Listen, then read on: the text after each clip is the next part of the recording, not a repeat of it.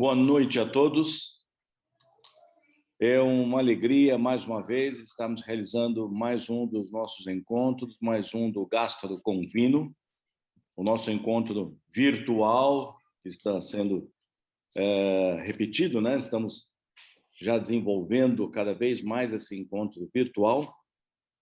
É uma alegria muito grande estar com vocês todos. E hoje o Gastro com Vino ele está cada vez mais se superando, né?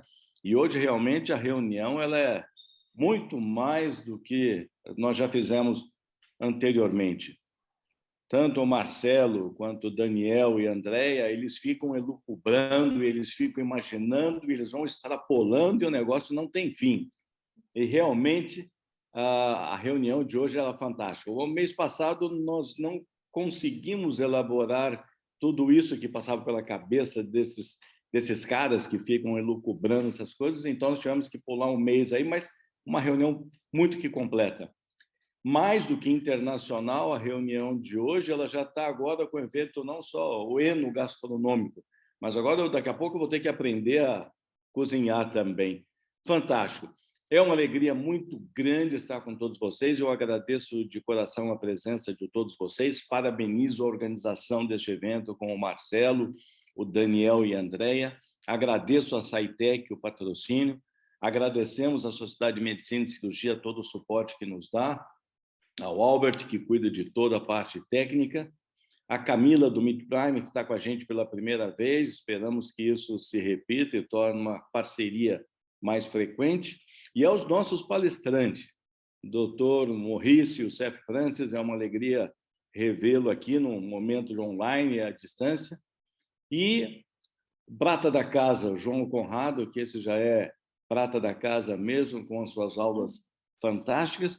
E hoje a Fernanda, que vai estar estreando com a gente, né, Fernanda Passorruzzo, que vai trazer as novidades aí de fora, junto com o Conrado. Eu vou passar a palavra ao Marcelo, que vai apresentar os nossos palestrantes, os nossos convidados e toda a reunião. É uma honra estar com vocês. Marcelo, parabéns pela realização desse evento mais do que especial.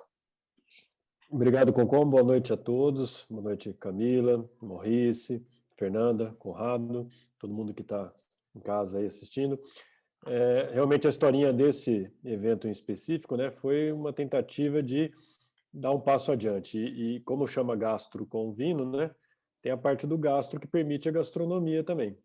Então, a Camila está aqui, depois ela vai falar um pouquinho, está de testemunha que no ano passado, no fim do ano, a gente até ensaiou fazer um evento desse com carne, até mesmo lá no Clube de Campo da Sociedade presencial. Estava numa época que a gente parecia que ia dar certo fazer um encontro presencial, mas restaurante ainda era um problema, porque era lugar fechado, e a gente tentou desenhar um evento no espaço aberto lá no Clube de Campo, na churrasqueira, nos quiosques, mas aí também a pandemia acabou piorando e tivemos que abortar essa ideia de novo.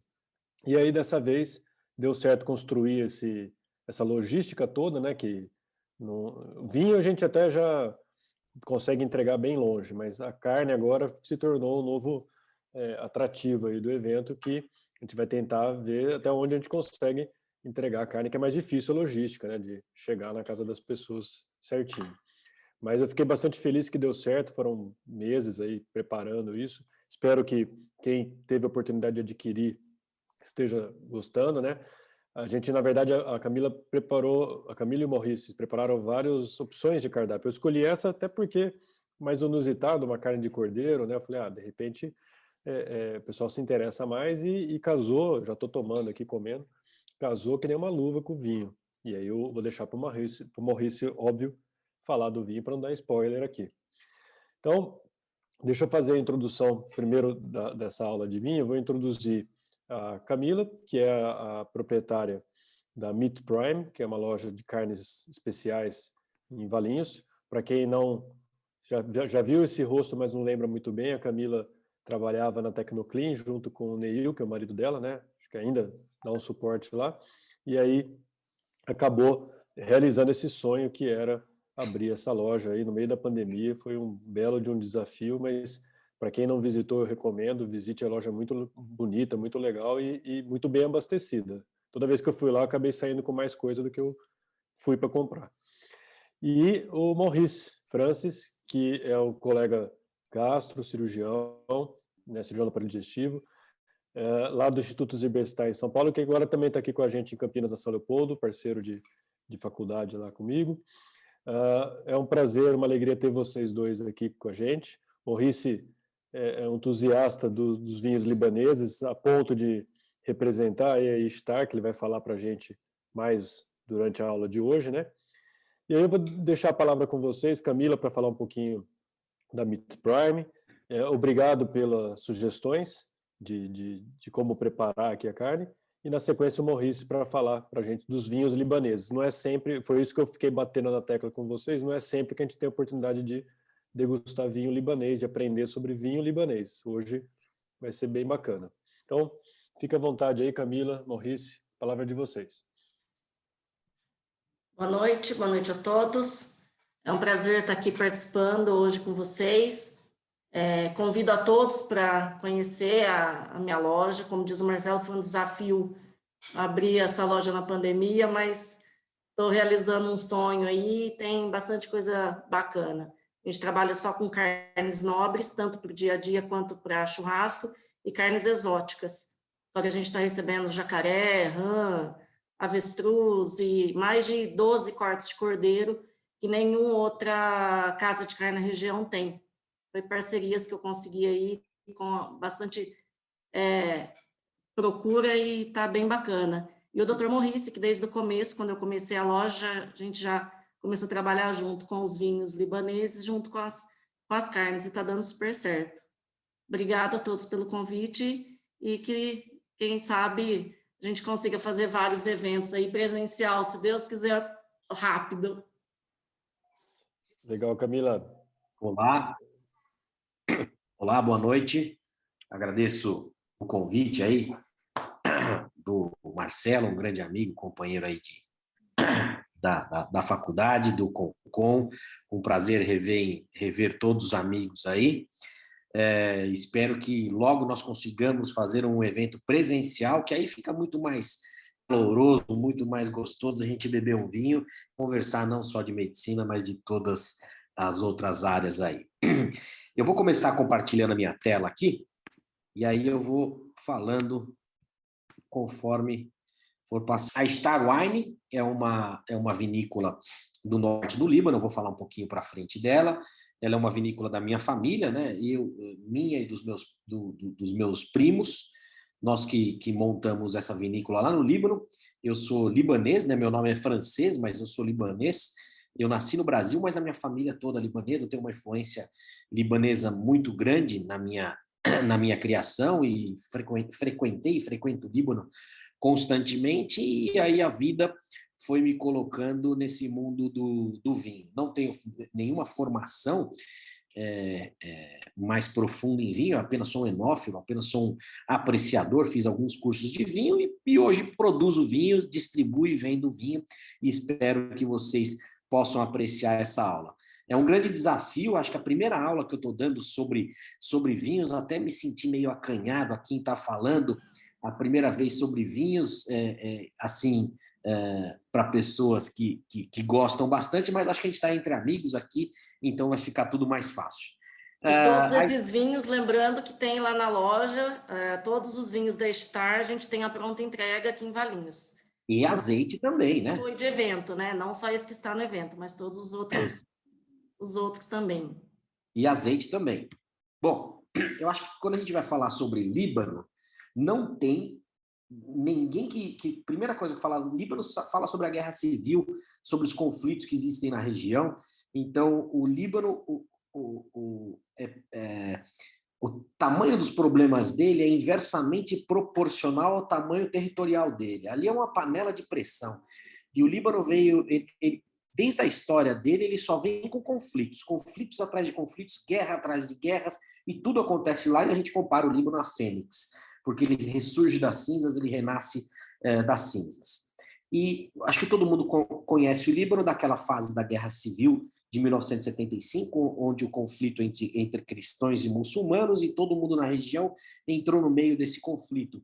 Síria, Israel, etc. Então, apenas para a gente falar que o Líbano sempre viveu conflitos, mas o conflito mais famoso foi essa guerra civil que durou de 75 até 1990, mais ou menos 91. E a sequência dos fatos foram esses: a Guerra dos 6 Dias foi que desestabilizou a região, entre o conflito entre muçulmanos e os cristãos, e pasmem que existia judeu dentro do Líbano, até 1970, mais ou menos, antes da Guerra dos 6 Dias, 1960, 65, tinha judeu no Líbano e viviam tranquilamente, judeu, muçulmano, católico, protestante dentro do Líbano. E aí o governo pediu ajuda para a Síria, e depois Israel tentou entrar para resolver o conflito. Teve um massacre de Sabra e Shatila, que vocês sabem mais ou menos. Aí depois teve o Israel ocupou o sul do Líbano, 2000 Hezbollah, junto com um levante populacional, tirou Israel do sul do Líbano. Então é uma região cheia de conflitos. Isso aqui, se eu for falar disso aqui, eu vou ficar o dia inteiro falando, e é uma coisa que eu gosto muito, que é sobre a guerra. E o Líbano é muito interessante também sobre a religião no Líbano. Hoje, mais ou menos 60% são muçulmanos, dentre eles xiitas e drusos, são as 4 facções religiosas muçulmanas. A gente não tem mais, e a gente tem os cristãos, que a grande maioria é católico maronita e católico ortodoxo. E nós temos as outras religiões, incluindo também os protestantes, principalmente Testemunha de Jeová também no Líbano. E por que eu falo da religião no Líbano? Porque o governo no Líbano ele está relacionado juntamente com a religião. Então, primeiro, o presidente ele é católico maronita. O primeiro-ministro ele é católico, ele é muçulmano xiita, e o presidente do parlamento é muçulmano sunita. Então, está na Constituição, a religião está na Constituição. Então, para você governar o país, a religião está dentro disso. Devido à região e devido aos conflitos que já sofreram, é um país único onde a religião está inserida no governo, bem dividida sobre isso. Sobre os dados demográficos, aí está o Líbano, né? O Líbano ele é banhado no norte e na sua costa oeste pela Síria, completamente pela Síria, e no sul por Israel, onde nessa região do sul, aqui na região de Tiro, onde tem o famoso Hezbollah que a gente conhece. O clima é mediterrâneo, a gente tem as 4 estações bem definidas, e o fuso horário é diferente, 5 horas da gente, ele está banhado pelo mar Mediterrâneo em toda a sua costa.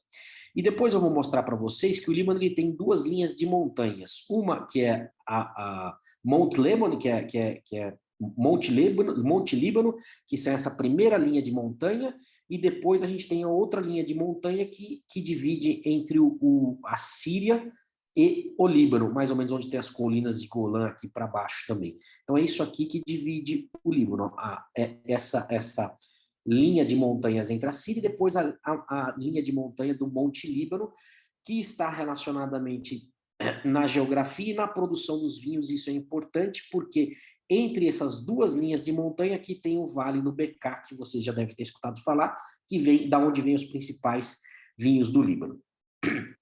E a evolução histórica do Líbano na vinificação vem desde 3000 a.C., nos comerciantes fenícios que iniciaram a vinificação no Líbano. Recentemente a gente teve uma matéria que saiu no National Geographic que fala que a mais antiga escavação de produção de vinho está no Líbano, ainda não está confirmado, mas o Líbano tem uma vinificação muito antiga, né? Uma vinicultura muito antiga. E aí teve a evolução de 1517, o Império Romano proíbe a produção de vinho, exceto para fins religiosos. Depois, em 1857, os missionários jesuítas trazem vinhas da França, né, clones da França, através da Argélia, e começa a produzir vinho no Líbano. Em 1918, mas logo depois da Primeira Guerra, quando a França ocupou o Líbano, começou a ter a demanda de vinho por causa dos franceses, e aí ficou muito tempo o vinho borderline, e depois, em 1975, quando teve a Guerra Civil, o setor ficou bem parado, e aí em 1991, 1992, quando acabou a Guerra Civil, que a gente retomou a vinificação no Líbano, e aí a gente hoje está em plena ascensão, os vinhos libaneses, estamos famosos no mundo inteiro. E é um fato importante, eu não coloquei aqui, mas aonde Jesus transformou água em vinho é em Canaã, que fica no sul do Líbano. Eu fui visitar lá os jarros onde ele transformou água em vinho, e está lá ainda em Canaã. Então isso foi feito no Líbano, mais um fato histórico importante e um marco no mundo do vinho, onde Jesus transformou água em vinho. As nossas uvas tintas principais que se adaptaram no território é o Cinsault, Carignan, Grenache, Shiraz, Mourvedre, Cabernet Sauvignon, Merlot, Cabernet Franc, Tempranillo. Uvas brancas, a gente tem Chardonnay, Sauvignon Blanc, Claret, tem um monte. E as uvas nativas, que nós temos a Merrois e a Obaid, são uvas autóctones libanesas, Merrois, que a gente consegue produzir vinho tinto seco branco. Inicialmente a gente produzia o Araque com essas uvas, e aí depois foi evoluindo e a gente conseguiu ver que dão belos vinhos, e um dos nossos vinhos é o Obaid, que é 100% Obaid, uma uva autóctone libanesa. A história do vinho do Líbano, a gente tinha, eu vou falar para vocês, Chateau Musar, Chateau Crefraia, mas a vinícola mais famosa do Líbano, mais premiada, que é o espelho que a gente quer, e é o espelho que todas as vinícolas do Líbano quer, é a Chateau Musar, que é idealizada por Gaston Musar, que ele começou essa vinícola na década, acho que de 60, mais ou menos, e ele continuou produzindo na Guerra Civil. Recentemente, eu tomei um vinho de 1975, no início, que foi o início da Guerra Civil, que foi o ano que meu pai e minha mãe casaram. E ainda levei para meu pai esse vinho, ele chorou tomando esse vinho, que é um Musar 1975. E ele continua mantendo essa linha de produção, e é o que todo mundo quer sempre se espelhar, que é o Musar. O Musar velho, que a gente fala, já morreu, mas o filho continua tocando o Chateau Musar, e se vocês tiverem oportunidade, é um vinho excelente, eles têm excelentes vinhos. Essa aqui embaixo, quando a gente fala de vinho líbano, todo mundo fala Vale do Bekaa, que é onde estão as principais vinícolas. E o Vale do Bekaa, ele está nesse vale aqui, que fica entre essa montanha, que é o Monte Líbano, que é essa montanha que cruza o Líbano de norte a sul, que tem 3.000 metros de altura, e aí tem no fundo a divisão com a Síria. Essa aqui é uma imagem de satélite que você pode ver que geralmente sempre tem neve nessas duas montanhas. E o Vale do Bekaa, por estar no meio dessas duas montanhas, dá uma mineralidade, dá um equilíbrio, uma complexidade para o vinho, com equilíbrio entre a acidez e o tanino, dá um caráter ímpar. Tanto a minha vinícola é em outro lugar, que ela fica mais perto do mar Mediterrâneo, mas algumas uvas eu compro lá do Vale do Bekaa, porque tem uma característica bem significativa. Então é importante vocês estarem vendo essa geografia. O enoturismo no Líbano está muito forte. A gente consegue visitar várias vinícolas no Líbano, onde essas vinícolas põem o almoço, você pode visitar as parreiras, a plantação, pode visitar a vinificação, está excelente. E recentemente, há uns 5, 6 anos atrás, abriu uma nova vinícola que chama Iksir, que é do Carlos Ghosn, que era o presidente da Renault e da Nissan, que foi preso lá no Japão, fugiu para o Líbano, acho que dentro de uma caixa de música, acho que vocês conhecem, e ele investiu milhões e horrores numa vinícola que chama Iksir, que ela é maravilhosa, fantástica. Eu não vou colocar as fotos dela aqui, porque eu tenho milhões de fotos dela, e é muito bonita. Então a gente já tem o enoturismo no Líbano, a gente estava em programação junto com outros parceiros de outras vinícolas pequenas no Líbano, para a gente começar a fazer o passeio, esse enoturismo no Líbano, trazer pessoas de fora, e aí houve a explosão no Líbano, houve o corona, a explosão do porto de Beirute, houve o corona, houve um monte de coisa, e a gente está todo parado com isso, mas iremos retomar esse enoturismo libanês. E nós temos as principais vinícolas no Líbano, eu queria falar para vocês, não só da minha, eu vou falar de outras aqui. A gente tem a Massaia, fundada por dois irmãos, né, que é Hazmi e Sami Ghosh, que eles são parentes do Carlos Ghosh, que é o presidente da Renault, ex-presidente da Renault, que montou o Elixir, que ele também é sócio nessa aqui, e eles trabalhavam na Bolsa de Valores em Nova York, voltaram para o Líbano e montaram essa Massaia aqui, que é um vinho muito bom, eu recomendo também o vinho Massaia, que tem vários tipos aí, várias safras importantes. A gente tem a Chateau Kefraya, o Chateau Kefraya, ele é o vinho mais antigo do Líbano, é o que produz em maior quantidade. Ele compra muita uva da Síria para produzir os seus vinhos de entrada, porém ele tem tem produção própria, ele é exportado para o mundo inteiro. Nós temos aqui no Brasil, esses preços que eu coloco aqui são preços de lá, que não são preços aqui, e o melhor que ele tem é o Conte M, que é muito bom esse Conte M, ele deve estar aqui no Brasil por volta de 850, 900 reais, mais ou menos. E tem os outros vinhos de entrada do Chateau Kefraya. O Chateau Ksara é o que tem um passeio mais bonito. O Chateau Ksara tem uma rede de cavernas embaixo desse castelo aqui, que foram construídas pelos jesuítas que escravizaram a população local e que fizeram uma rede, tem quase 5 quilômetros de gruta embaixo. Eu não quis colocar muita foto aqui para não atrapalhar, mas é muito bonito esse passeio do Chateau Ksara, tem uma área de degustação muito grande e tem um almoço bem legal no Chateau Ksara. Mas o que impressiona é essa área subterrânea aí, que foi construída, onde os padres jesuítas escravizaram a população local para construir escravizaram não, né? Acho que eles davam comida e davam alguma coisa para construir esses túneis aí de pedra por baixo, essa rede de túneis de pedra. O Chateau Ksara também é importado aqui para o Brasil. O que mais vocês vão ver é o Le Prérier, que é o vinho de entrada deles, é um vinho muito bom. Esse preço aqui é o que custa no Líbano, né? Mais uma vez, não falando que custa aqui no Brasil. Um vinho bastante interessante, obviamente ele tem os vinhos premiados dele internacionalmente também. E a gente tem o Chateau Musar, que é o grande vinho premiado internacionalmente em várias competições internacionais. Para mim, sem dúvida nenhuma, é o melhor vinho libanês. O de entrada dele chama o Musar Jean, que é o vinho de entrada dele, que é muito bem, e aí depois você tem vários outros vinhos do Musar.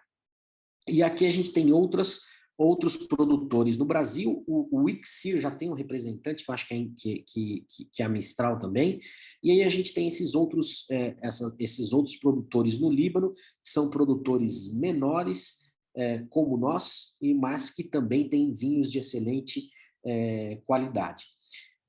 O Líbano sofre uma influência tanto cultural quanto financeira da França muito grande. Então, a vinificação nossa, as uvas, é tudo espelhado na França, é muito forte a mão da França em todos os nossos setores. E todo mundo aqui, pelos nomes, vocês podem ver que tem relação com a França, tanto nas castas quanto na vinificação. O nosso enólogo, ele é francês, que trabalha lá ele é francês, veio da região do sul da França.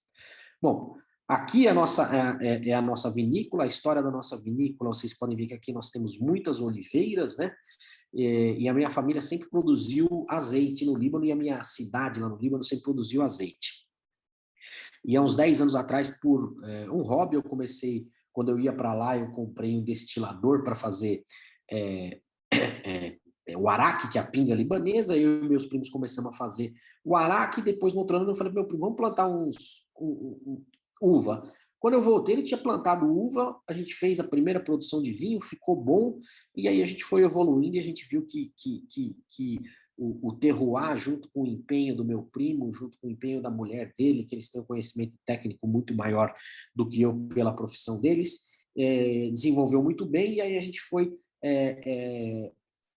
devastando, tirando um pouco das oliveiras para ir criando mais parreiras aqui, plantando mais vinho. Então, essa aqui é a região nossa lá no Líbano. Essa aqui, a nossa produção, ela é uma produção artesanal, a gente não usa nenhum animal, não usa nenhum veículo motorizado para colheita, a gente colhe tudo na mão, por isso que a gente fala que é um conceito de uma vinícola boutique, ao mesmo tempo que é uma vantagem para a gente faz um trabalho social, porque a gente acolhe lá na vinícola bastante refugiados sírios, então a gente consegue fazer essa colheita manual bem tranquilo e a produção manual, e os sírios têm todo o carinho ali para conseguir fazer essa coleta em caixas, levar lá no lugar onde a gente faz a vinificação e tudo mais. Então, esses aqui são os corredores, né, que a gente vai plantando as uvas. Esse aqui são os nossos funcionários sírios. A gente tem um engenheiro de agricultura que ele veio lá da Síria. Esse aqui é o meu primo, que ele é um engenheiro civil que transformou-se agora num produtor de vinho na nossa região. Aqui a gente é uma brincadeira que a gente sempre faz com os brasileiros que vão visitar os nossos amigos. Quem acertar qual folha de parreira de qual uva ganha uma garrafa de vinho. Eu não estou lembrado mais quais que são aqui, mas é bem interessante que cada folha lá na nossa plantação tem uma característica de alguma casta, né? E sempre quando a gente vai lá, a gente faz festa, né? Aqui eu estou fazendo um carneiro junto com uma costela, aqui a vinícola está aqui em frente, essa aqui é a casa da família, e a gente sempre faz vários eventos de comida. E por que o Líbano é tão bonito, tão gostoso aqui? Aqui eu estou no Monte Líbano, chama Pico Negro, que é o pico mais alto do Líbano, 2.800 e alguma coisa metros. Eu estou de quadriciclo aqui, junto com alguns amigos. É o pico mais alto, e aí a gente quis fazer isso aqui, foi em 2018. A gente subiu até lá de manhã, chegamos aqui por volta da hora do almoço, almoçamos e descemos e estávamos na encosta da praia tomando uma cerveja no final do dia. Por isso que o Líbano é encantador e tem tudo isso. Eu sempre estou mastigando, né, o bebendo, sempre saio assim nas fotos, não sei o porquê. Bom, e aí agora eu vou falar um pouquinho da minha vinícola, um pouquinho da Star. A vinícola Star, ela foi fundada em Darbastar, que é o nome da cidade nossa. É uma vinícola boutique. Nossos vinhos, eles são totalmente orgânicos, e também para algumas pessoas nós somos veganos também, então a gente se enquadra nos veganos também, porque a gente não patrocina nenhum evento animal e nem usa animal na nossa criação ali, e nada disso. Então, essa é a vinícola Star. Nós produzimos vinhos e azeite, e a gente produz para aqueles clientes que valorizam a agricultura, a vinicultura bem qualificada. Nós temos uma produção baixa ainda, a gente ainda não produz em larga escala, porém a gente pretende aí sempre manter esse nível de qualidade. Então, aqui mais uma foto mostrando o Líbano, o Monte Líbano, né? O Líbano, ele vem da palavra LBN semita, né? Que significa branco, porque o Monte Líbano está sempre recoberto por neve. A gente tem o melhor da região montanhosa do Líbano e do mar Mediterrâneo, então a gente tem uma região montanhosa e uma região do mar. A gente está aqui. O Líbano ele está nesses 5 distritos, né? Que é o sul do Líbano, o Vale do Bekaa, que é aquele que eu mostrei para vocês, o Monte Líbano, onde está a capital Beirute, e o norte do Líbano. A grande maioria dos produtores de vinhos, eles estão no Vale do Becá, que são aqueles que eu falei para vocês. No Monte Líbano, a gente tem alguns, principalmente o Chateau Musar, e no sul do Líbano, a gente tem 1 ou 2. No norte do Líbano, nós somos a primeira vinícola do norte do Líbano. E do norte do Líbano, esses são os estados do Líbano, esse aqui é o distrito nosso, e esse distrito nosso, ele é o distrito de Cura, é um dos 36 distritos do Líbano, e ele é muito conhecido pelo cultivo de oliveira e a produção de azeite, né? Ele se estende desde o mar Mediterrâneo até o Monte Líbano, então a gente está desde a praia até o Monte Líbano, esse distrito nosso de Cura. E dentro desse distrito de Cura, a gente tem a aldeia, que é essa aldeia nossa, que chama Darbastar, que é uma vila situada na periferia sudoeste do distrito de Cura, tem 2.500 habitantes, foi onde meu pai e minha mãe nasceram, e o nome da aldeia era derivado das palavras aramaicos Dar e Estar, ou seja, a casa de Astarate. E a casa de Astarate é a casa de Estar, aonde a deusa Estar tinha um santuário fenício nessa região da antiga deusa Estar, que é a deusa da guerra, do amor e do sexo. Então, como o Líbano tem muito dessa ascendência, descendência fenícia, a gente tem, nos períodos anteriores, existia um castelo de adoração a essa deusa Estar, que ela vem desde muito, em Mana, em Sumério, Acádio, ela era a mais célebre das deusas do Pantaleão mesopotâmico. E ela tinha os atributos dela, que eu já falei para você, o amor e sexo, mas ela era guerra, era soberana da guerra também. Tem vários artigos falando sobre a deusa Estar, e por isso que o nosso vinho chama Estar, que é a deusa do amor, da guerra e do sexo. Quando for tomar o vinho Estar, espero que desperte apenas o amor e o sexo, nada de guerra quando tomarem o nosso vinho. E esses aqui são os nossos produtos. Nós temos atualmente 6 produtos na nossa linha, e eu vou falar de um em um para vocês aqui. Esse aqui é o nosso top, é o nosso vinho premium agora, o nosso Chateau, que é o Aurum. Aurum significa ouro em grego, ele é 100% Cabernet Sauvignon, tem um teor alcoólico de 14%, é um vinho que fica, ele é 2017, ele fica 12 meses em barrica de carvalho, tem um potencial de guarda muito grande, ele é um vinho jovem ainda, mas ele é um vinho encorpado, equilibrado, tem uma acidez e um tanino bem marcante.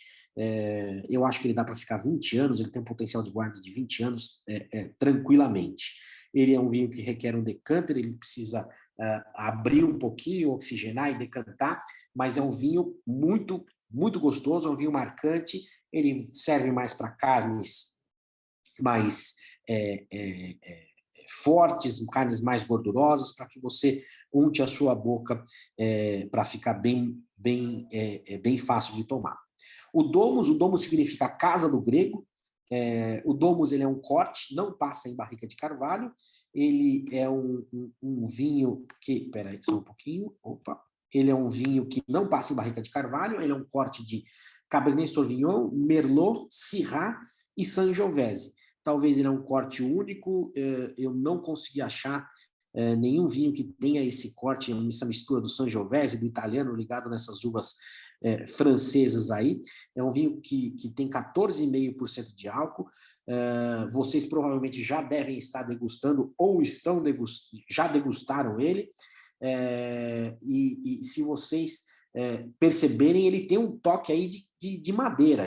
Se você coloca ele na boca, você vai ver, você vai falar, não, ele passa por barrica de carvalho, mas não passa.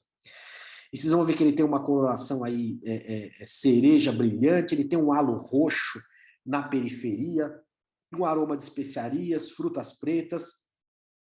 Ele tem um tanino equilibrado, ele é bem redondo, é um vinho marcante.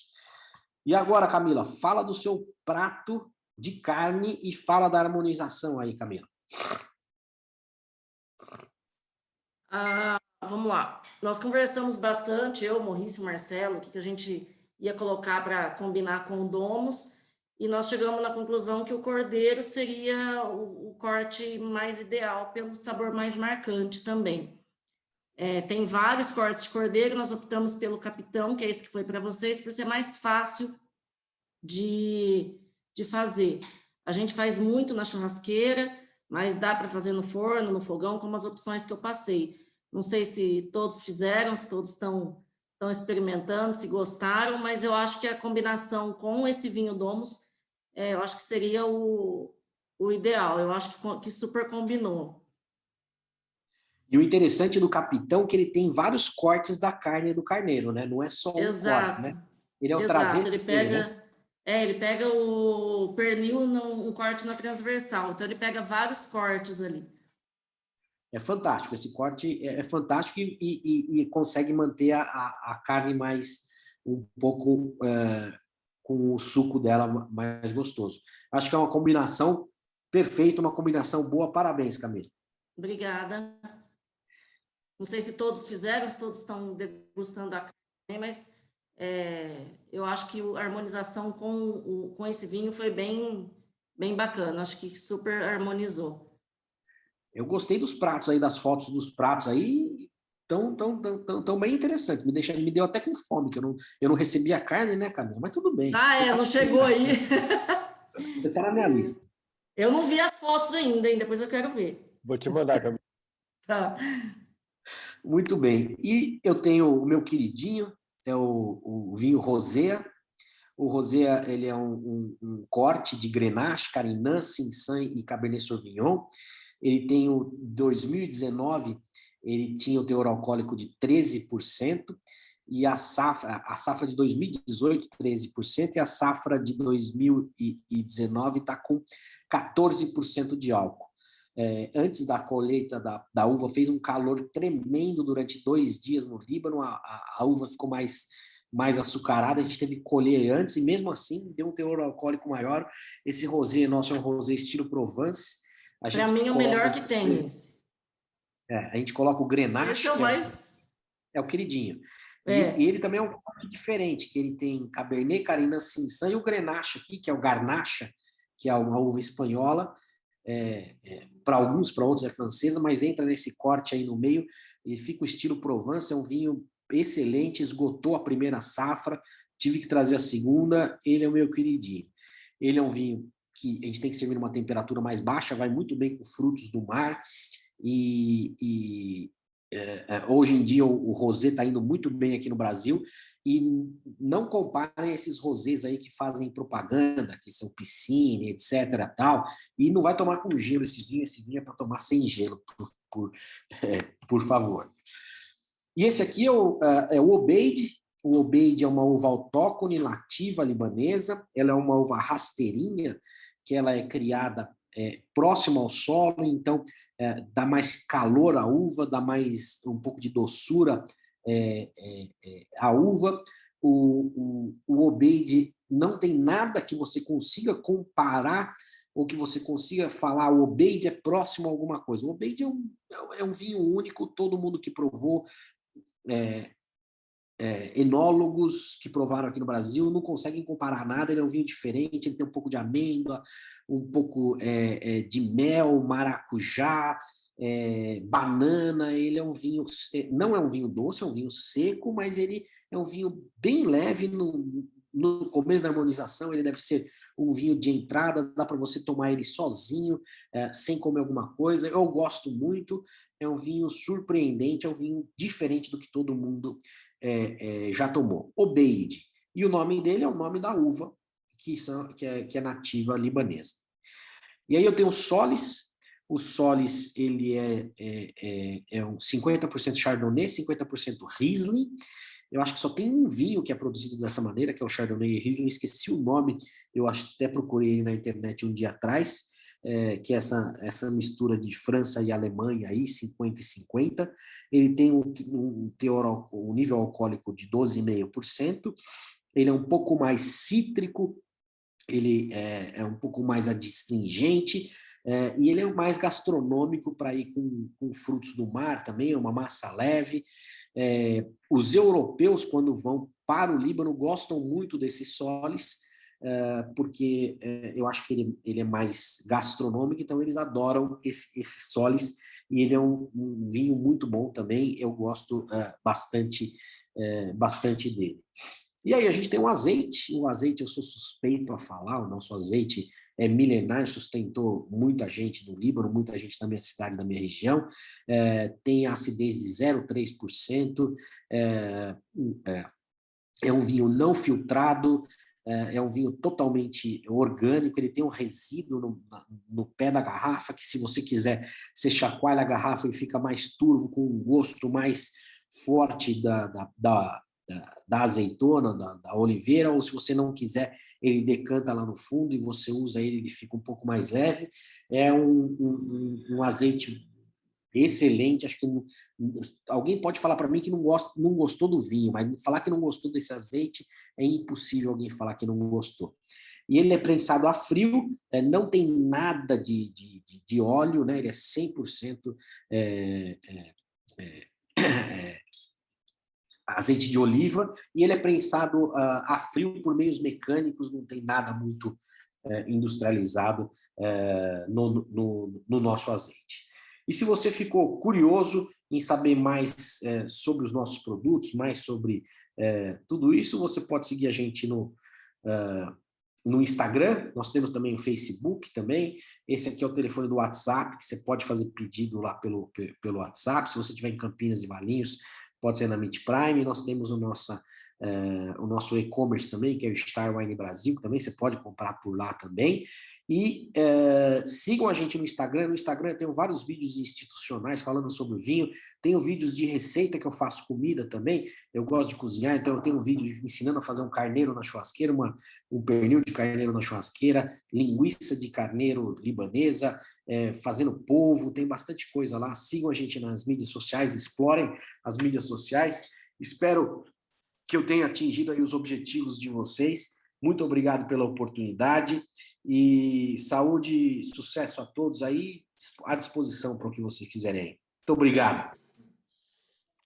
Obrigado, Maurício. Nossa, você estava escondendo o ouro, hein, Maurício? Essa historinha aqui, nunca dei aula, vai ser a primeira vez, não colou, viu, cara? Puta, que aula legal. Legal em todos os sentidos, tanto de aprender cultura, né? O legal do vinho, né? Você ter esse contato com a história, com a cultura, mas você levou num nível que, assim, eu tô ficando até um pouco incomodado. A gente devia ter começado o Gasto com Vinho, com a primeira aula Gasto com Vinho 101 com o Maurício, porque 3.000 anos produzindo vinho lá no Líbano, pô, a gente demorou para chamar ele. Mas foi muito legal, Maurício. Parabéns, acho que sua aula tá bem legal, bem descontraída, interessante, né? E fiquei bastante impressionado com tudo isso. Eu não conheci o Líbano, não conheço o Líbano, mas com tudo isso que você mostrou aqui para gente, tá? Vou deixar aberto aí para as perguntas iniciais, se alguém quiser. Já saiu minha tela aí, não? Você compartilhou? Já estamos, todos estamos nos vendo aqui. Aliás, quem quiser abrir a tela aí, fica à vontade. Daniel, você quer fazer a sua pergunta que você pôs no chat? Quer fazer ao vivo aí? Boa noite, doutor Maurício, tudo bem? Bem. Primeiramente, muito obrigado aí pela aula maravilhosa, né? Faço minhas as palavras do Marcelo aí. E tem uma pergunta que é o seguinte: quais têm sido os maiores desafios, né, para tornar os vinhos libaneses tão conhecidos quanto os vinhos que acabaram se firmando como referência, como os europeus, chilenos, argentinos, aqueles que a gente mais costuma ouvir falar? São desafios econômicos, políticos, religiosos? O que você pensa sobre isso? Olha, o desafio é grande. Primeiro que a gente sempre vive uma instabilidade no Líbano, uma instabilidade religiosa, onde existe nas facções mais radicais do islamismo, eles não aceitam o álcool. Então, você tem alguns restaurantes que não entra o álcool. Tanto é que é uma linha que tem muitos lugares que agora estão pedindo para produzir vinho sem álcool, para que os muçulmanos, quando querem sentar no restaurante, tomarem o vinho sem álcool. Então, essa é uma barreira. A outra barreira, a gente é velho mundo. E tudo que é velho mundo, a gente está atrás da Europa. Atrás da Europa, a gente não tem como a gente chegar a ser uma produção perto dos vinhos europeus. Porém, a gente tem Croácia, a gente tem vinhos chineses hoje, a gente tem alguns, Albânia, alguns outros países que estão se destacando na vinificação, e o Líbano a gente está conseguindo ir, está conseguindo levar o vinho para competições, e a gente está conseguindo marcar o vinho. Só que se a gente não fizer o enoturismo no Líbano, a gente não vai conseguir crescer, não tem como. E aí a gente teve esse baque agora de 2 anos atrás, que foi a corona, explosão do porto de Beirute e a crise econômica no Líbano. Então, teve um retrocesso agora no Líbano muito importante. E o que acontece agora? Está congelado o dinheiro no banco. E congelou o dinheiro no banco, a pessoa só pode sacar $100 por semana lá. Então, a gente tem que mandar o fresh money daqui para lá para produzir. Então, tem um desafio financeiro importante. Mas eu acho que a gente está bem dedicado e a gente não quer só crescer a vinícola, mas eu acho que a gente quer levar o Líbano no mundo do vinho aí, e a gente tem estrutura, o vinho é bom. Uma segunda pergunta. Doutora Fernanda Pessoa Russo está lá no Colorado, numa das nossas palestrantes de hoje. Já tem distribuidor nos Estados Unidos? A gente está fazendo o primeiro container, a gente está mandando para Boston, Massachusetts, né? Está indo o primeiro container, está indo para lá agora, e aí vai ser distribuído, vamos ver se vai conseguir distribuir nos Estados Unidos por completo. Mas está um pouquinho longe, Colorado, de lá. Mas quando chegar lá, a gente vai mandar um para a doutora Fernanda. Maurice, parabéns pela aula, foi realmente uma aula fantástica. O mundo do vinho nos traz isso, ele traz esse glamour de você estudar a geografia, de você estudar a história, e você abordou isso de uma forma esplêndida. Realmente, se é a primeira aula do vinho, você começou de uma maneira fantástica, como o Marcelo já salientou. E algumas dúvidas que eu fiquei, eu ia te perguntar sobre o rótulo, e você explicou sobre o rótulo durante a sua aula, né, falando do Ischler, falando do Domus. Eu não entendi bem a história de você vender para veganos por ser um vinho orgânico e você mostrar aquele churrasco com cordeiro e tudo mais. Eu fiquei com essa dúvida durante a aula. Espero, cuidado para que você não mostre essa aula para os veganos, porque senão eles não vão comprar. Mas, de qualquer forma, veja, eu acho que até o marketing que você fez, eu estou louco para experimentar o primeiro, o top de vocês, experimentar o azeite, porque realmente você transmitiu isso de uma forma que eu quero conhecer o primeiro vinho e quero conhecer esse azeite que tanto você falou. E eu acho que o marketing legal que você fala, Jesus escolheu essa terra para transformar água em vinho porque é o melhor terroir do planeta. Você tem que entrar com esse logo. Se ele escolheu lá... Estou anotando. É o melhor terroir do planeta. Você tem que começar assim. Não foi à toa. Só ele escolheu lá. Por quê? Porque é o melhor terroir do planeta. Se ele escolheu, quem que vai contrariá-lo, né? Parabéns pela aula, foi realmente fantástico. E parabéns por trabalhar a história do seu país, a história do seu povo, a história da sua família, a história dos seus pais. Isso realmente para a gente é muito emocionante. Parabéns por todo esse trabalho e você realmente querer cultuar e cultivar essa cultura de todo o seu povo, de toda a sua origem. Muito fantástico. Olha, foi uma noite já maravilhosa. Valeu. Muito obrigado, Concon. E vou licitar, hein? Vou licitar. Maurício, eu tenho umas dúvidas que eu pus aqui, o pessoal fica meio assim, não quer aparecer para fazer pergunta, mas eu já pus umas aqui. Eu notei que a topografia que você ensinou para a gente aí do Líbano, eu não conhecia, me remeteu muito ao Chile, né? Porque você tem aquela área entre as cordilheiras e o Vale Central ali do Chile que tem uma produção de vinho fantástica, né? E o que mais me chamou a atenção foi você ter, entre os vinhos da sua vinícola, uvas francesas, Cabernet, italianas, como a Sangiovese, alemã, como a Riesling, e as autóctones. Então, assim, é isso mesmo? Lá naquela região você consegue produzir essa variedade tão diferenciada de uvas, realmente isso, eu não sei onde tem uma coisa assim no mundo.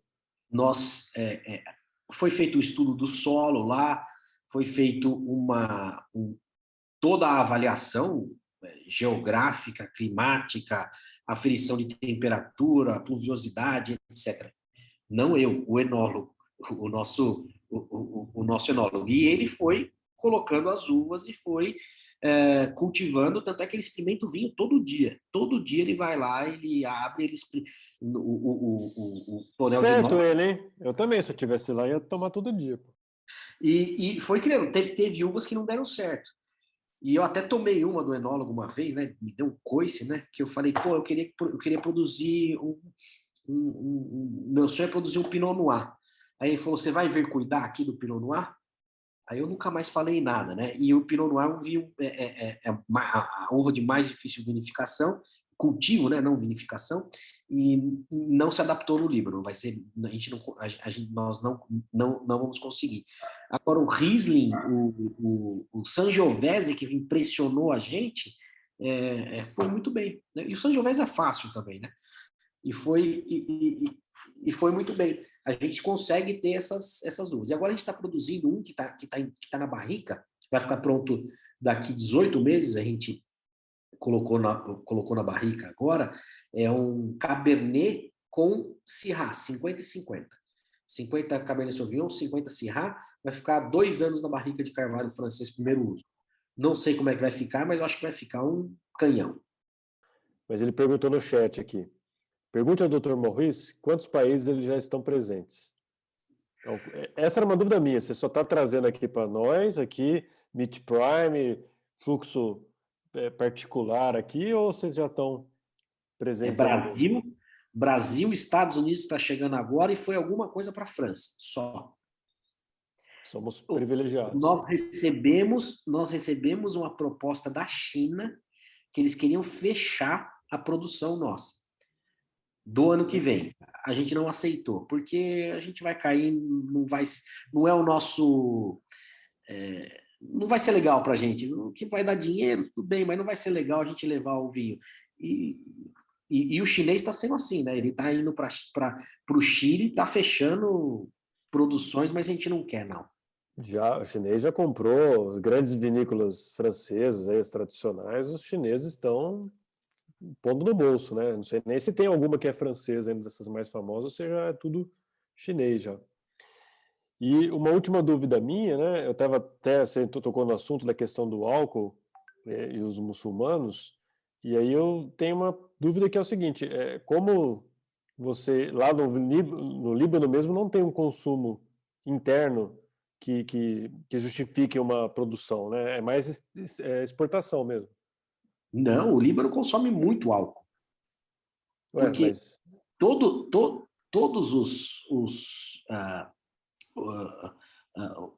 as pessoas que moram no Oriente Médio, que não podem consumir álcool no Oriente Médio, vão para o Líbano para consumir no Líbano, porque o Líbano é aberto. Os restaurantes vendem vinho, vendem álcool, balada com o que você quiser de álcool, então eles vão lá para consumir. E tanto é que tem vinhos, a primeira safra, a primeira importação que eu trouxe, eu não consegui trazer vinho branco, porque o vinho branco foi consumido tudo lá, que foi pré-corona. Então a gente tem muito consumo no Líbano, impressionante o consumo de álcool assim no Líbano, e per capita consome mais vinho do que o Brasil. é mesmo? É. Eu ia perguntar agora se é álcool, tudo bem, araque e tal, mas vinho também, então. Vinho... Não, o araque toma pouco, não é muito araque. O araque é muito forte, você toma uma tacinha, você não consegue tomar mais, um copinho, você não consegue tomar mais que aquilo. Uhum. É muçulmano, é católico, né? Desculpa, per capita católico, não... muçulmano não pode, né? Por isso que eu fiquei com essa dúvida. Mas entendi, o pessoal vai lá meio na mocopa tomar nos restaurantes. Porque da década de 60, dos anos 60 a 75, o Líbano foi a pérola do Oriente, onde o turismo foi muito forte no Líbano. De 2000 a 2015, o turismo no Líbano muito forte também. Então, o consumo bastante interessante. Legal. E eu estava aqui fazendo a minha lição de casa, vi até que Ice Wine tem no Líbano. Provavelmente a região ali do Monte Líbano tem aquela produção daqueles vinhos colheita durante o congelamento e tal, e faz o Ice Wine. Tem Ice Wine, tem Ice Wine. A minha região é 400 metros só, a gente não tem, não congela, né? Muito pouco. Mas lá subindo para o Monte Líbano tem Ice Wine, sim, tem o vinho congelado, as uvas congeladas. Muito bacana. Mais alguém aí para fazer algum comentário, alguma dúvida? Estão todos convidados, quem quiser ir para o Líbano, pode ir comigo, hein? Opa. Eu gostei da ideia, porque realmente eu sempre tive vontade de conhecer e sempre, confesso, tive medo de fazer essa viagem. Mas com esse convite agora, o medo vai mudar, porque a gente vai se sentir mais seguro e realmente é uma região fantástica. Quando a gente vê a produção do vinho, a gente vê, eu estou vendo aqui o mapa, em relação à latitude, você se compara a que terroir a nível do Napa Valley, qual é a faixa da latitude que vocês têm em Maurice?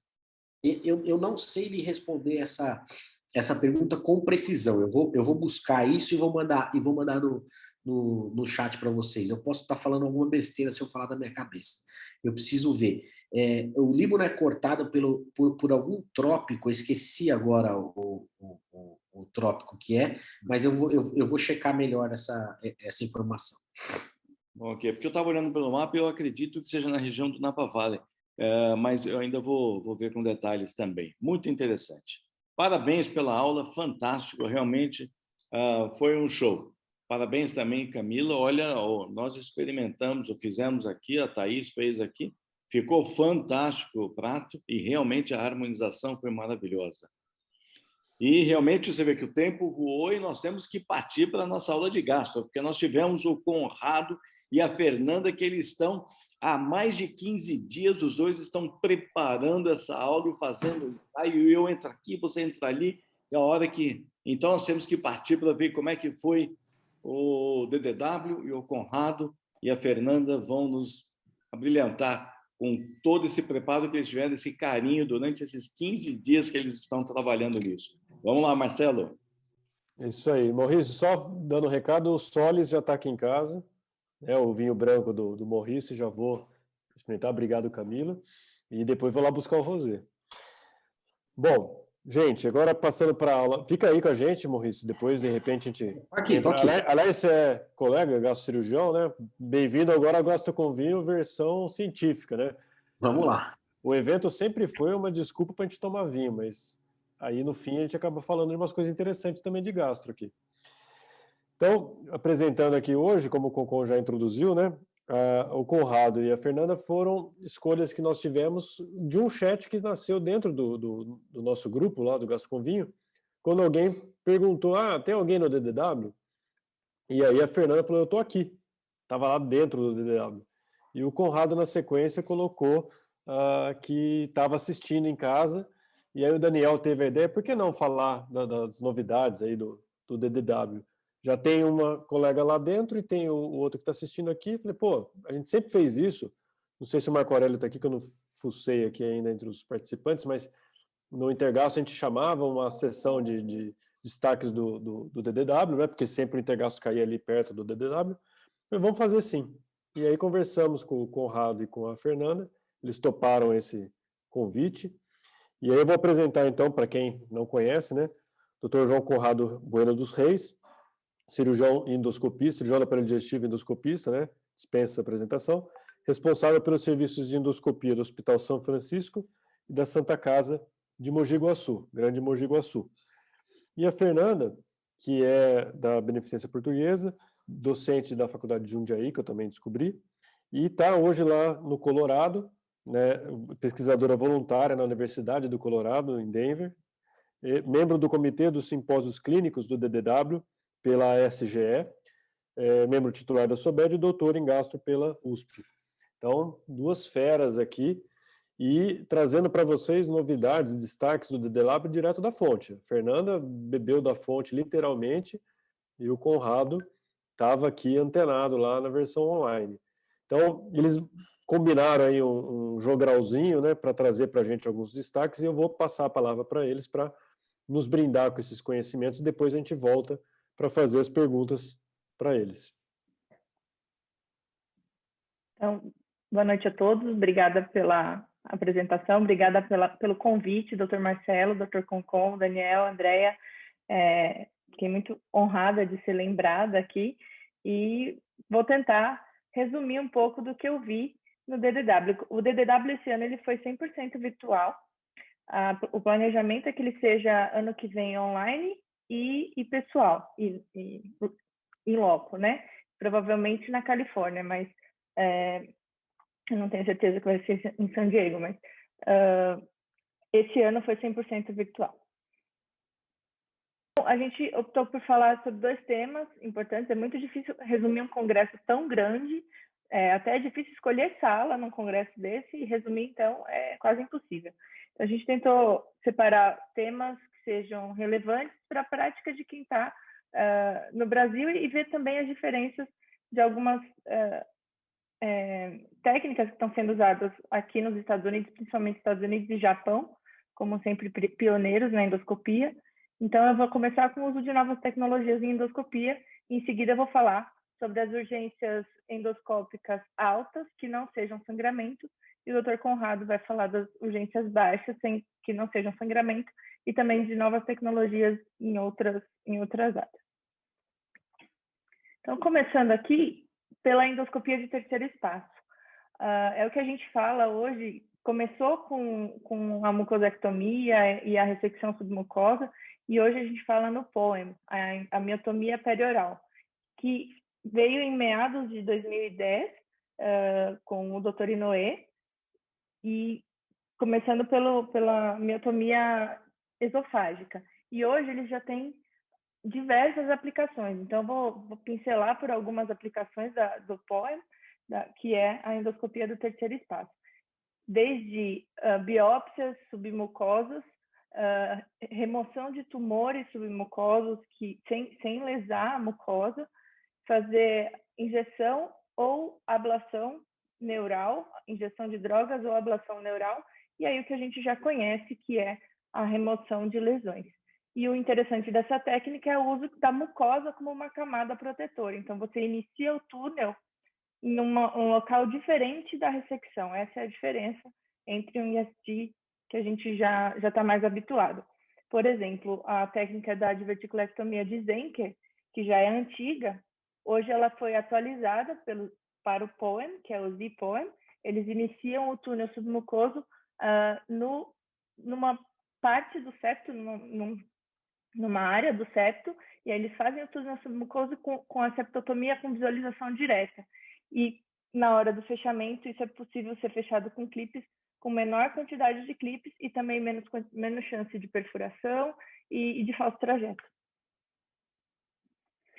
Aqui, como eu falei, o tratamento da acalase ele já é mais consolidado, e hoje o que se fala em tratamento de acalase é os cuidados pós-POEM, que eles têm usado a sutura e a eletroestimulação para esfíncter inferior que ficou um pouco mais afrouxado.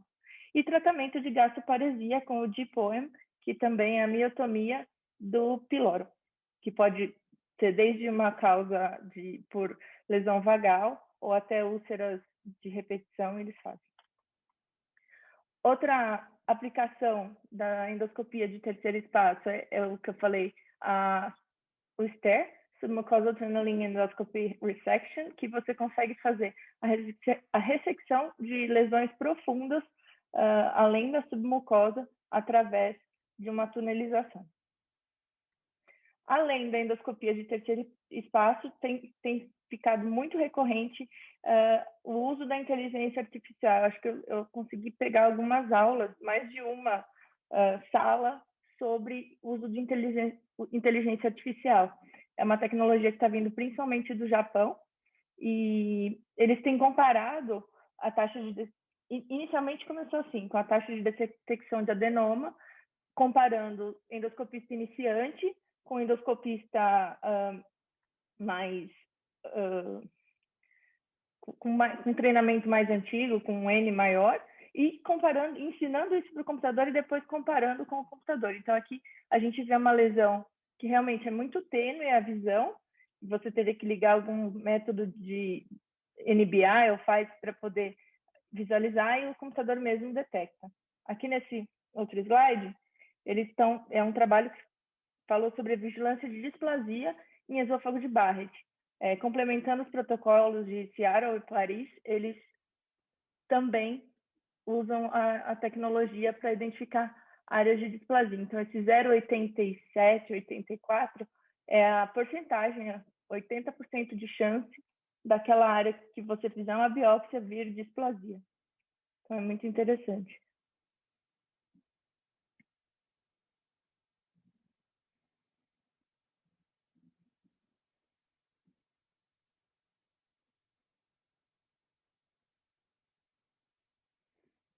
Então, rapidamente, isso foi o que eu vi de novas tecnologias, tem um pouco mais que são recentes, mas desse ano foram as que chamaram mais atenção.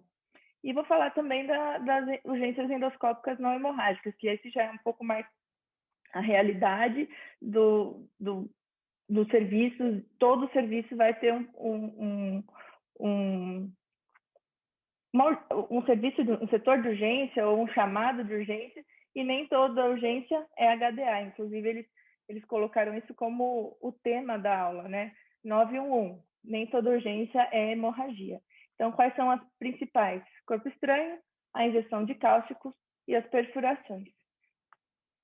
Então, o corpo estranho, a gente tem o timing, que ele pode ser urgência, se ele podendo ser resolvido em 24 horas, ou emergência, aquele paciente que tem que ser visto em menos de 6 horas, chamado, por exemplo, no sobreaviso. Então, o que define isso? Os pacientes com urgência são os objetos rombos ou alimentos que estão impactados em esôfago, objetos pontiagudos no estômago ou no duodeno, ou objetos grandes, maior que 6 centímetros, acima do ângulo duodenal, ou ímãs. Emergências são os pacientes que não estão conseguindo lidar com as secreções, ou objetos pontiagudos no esôfago ou baterias no esôfago.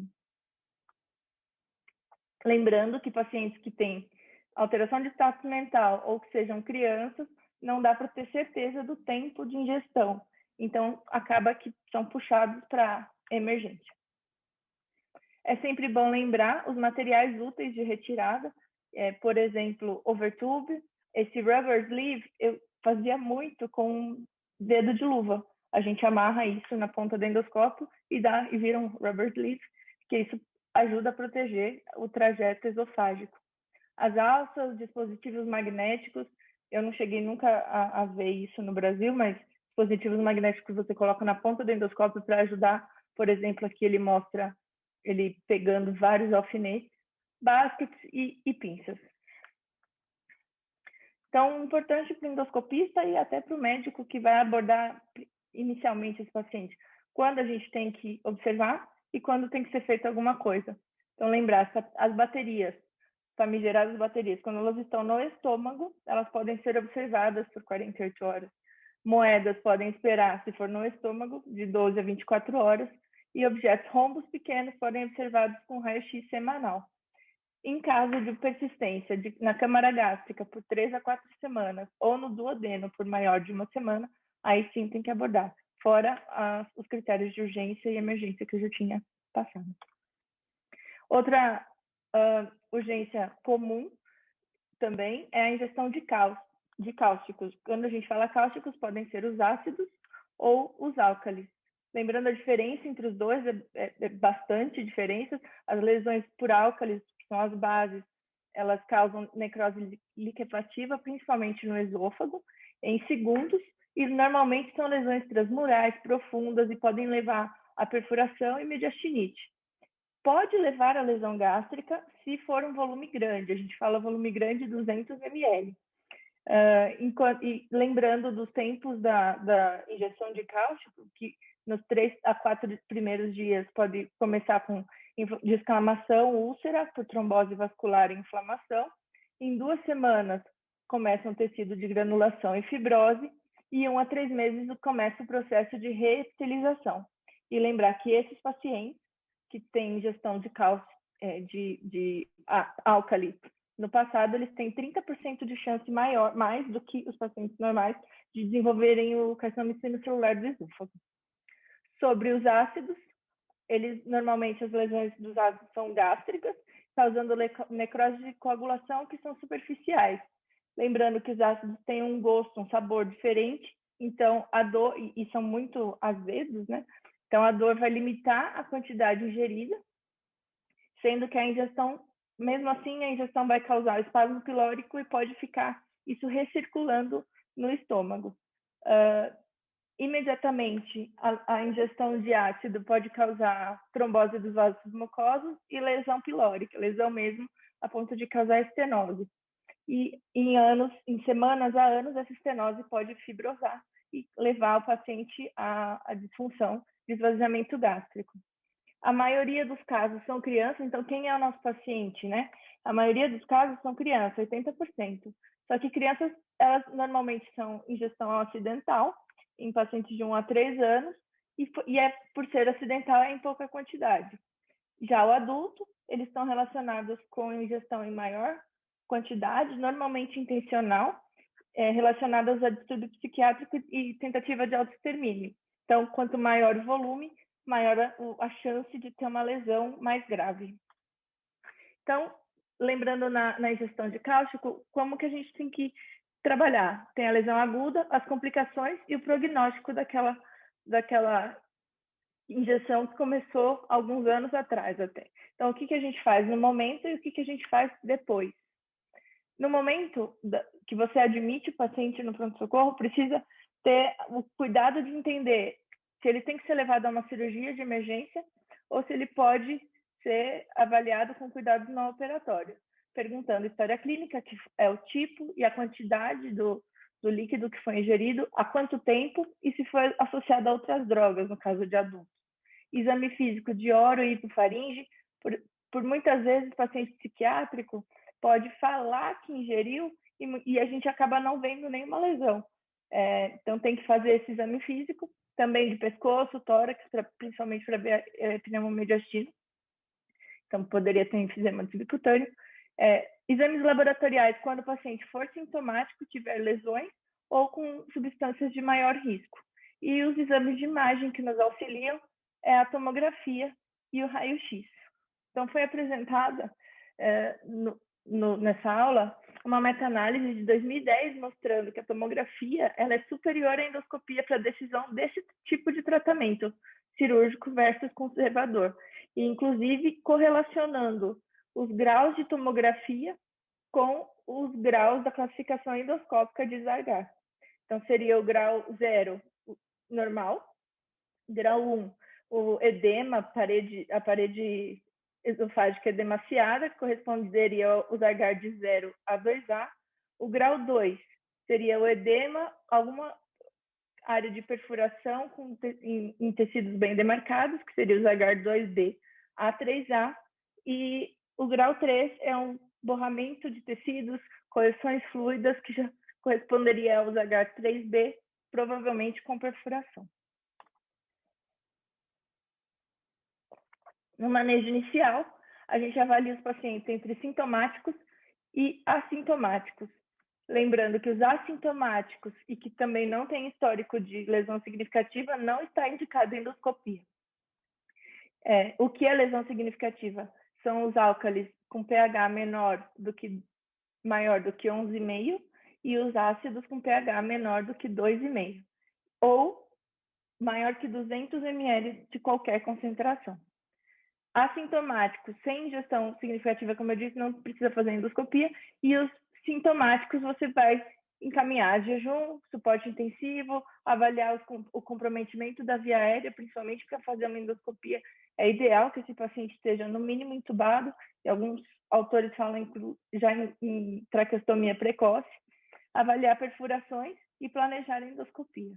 O que não deve ser feito. Isso eu achei muito importante porque, às vezes, quando nos passam os casos, já passei uma sonda, eu já fiz corticoide.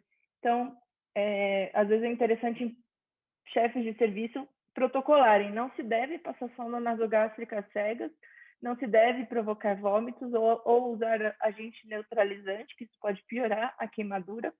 Não se deve usar corticosteroides e antibióticos somente se tiver evidência de perfuração. Então, não se deve usar antibiótico na ausência de perfuração.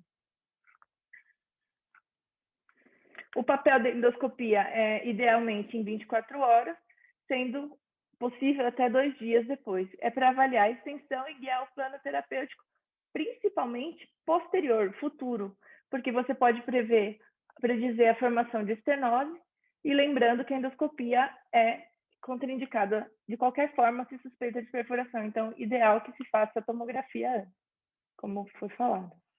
Aqui a classificação de Zargar, e a gente vai lidar com esse paciente de acordo com essa classificação, com esse achado endoscópico. Então, se tiver esôfago normal, Zargar 0, alta. Lesões de baixo grau, sendo 1 ou 2A, a gente vai fazer controle de dor e pode iniciar dieta líquida após a endoscopia, com avanço progressivo em até 2 dias.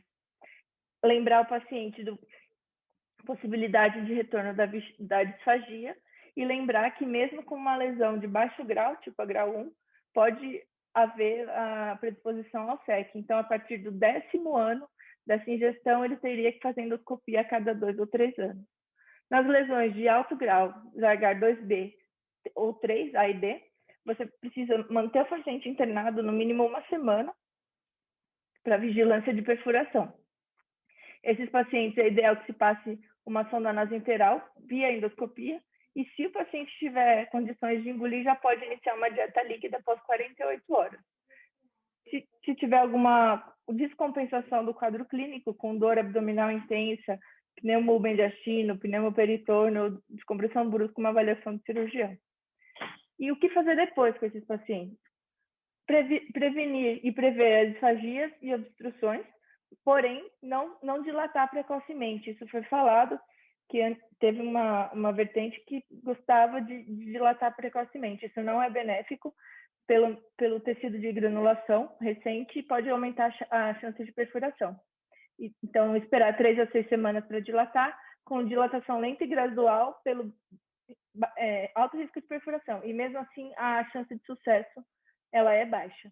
Ainda faltam estudos no manejo em longo prazo, com o uso de prótese metálica, dilatação profilática, injeções locais e cortes via oral. Agora, por último, falando sobre as perfurações no trato digestivo.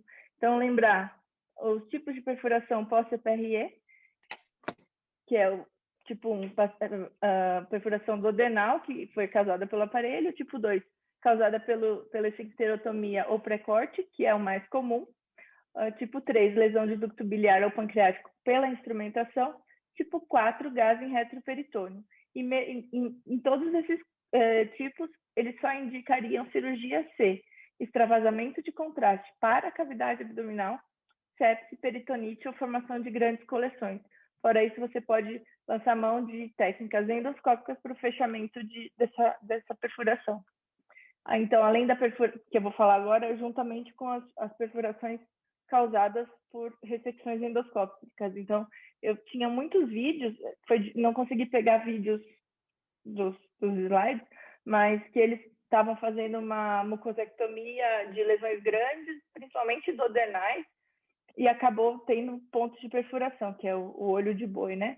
Então, ali eles já mostraram técnicas de correção no próprio momento. Então, eles falam para manter sempre a aspiração nasogástrica e perfurações menores que 10 milímetros, usar o clip through the scope, que é o clipe hemostático que a gente já está acostumado.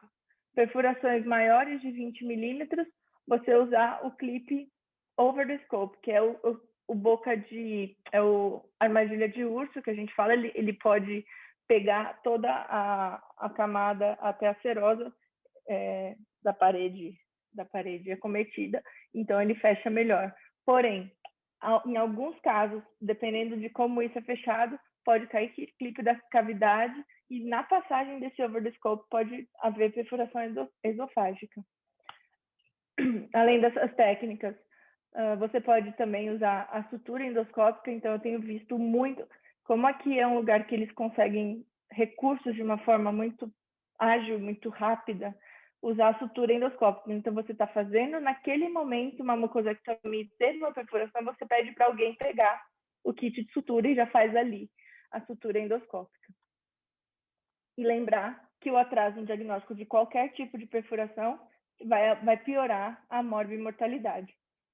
Basicamente, era isso que eu tinha para falar. Eu tentei ser o mais breve possível, eram muitos temas, e qualquer dúvida eu estou aqui à disposição.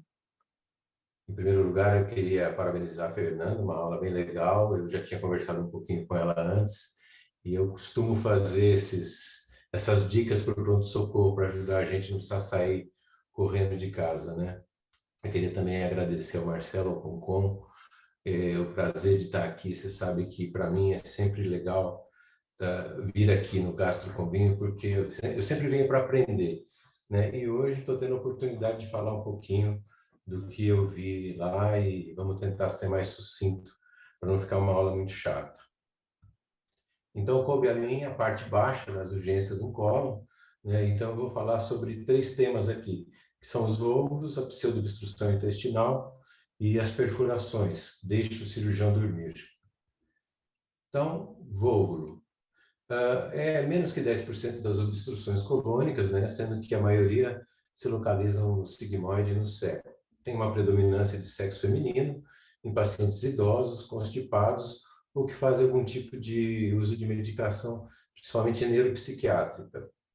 Os fatores de risco, eles são conhecidos de todos, né? Que é a inserção curta do mesocólon pélvico principalmente, sobrecarga de cólon pélvico nos constipados, e nos óvulos de seco, são as mulheres jovens com comorbidades pélvicas.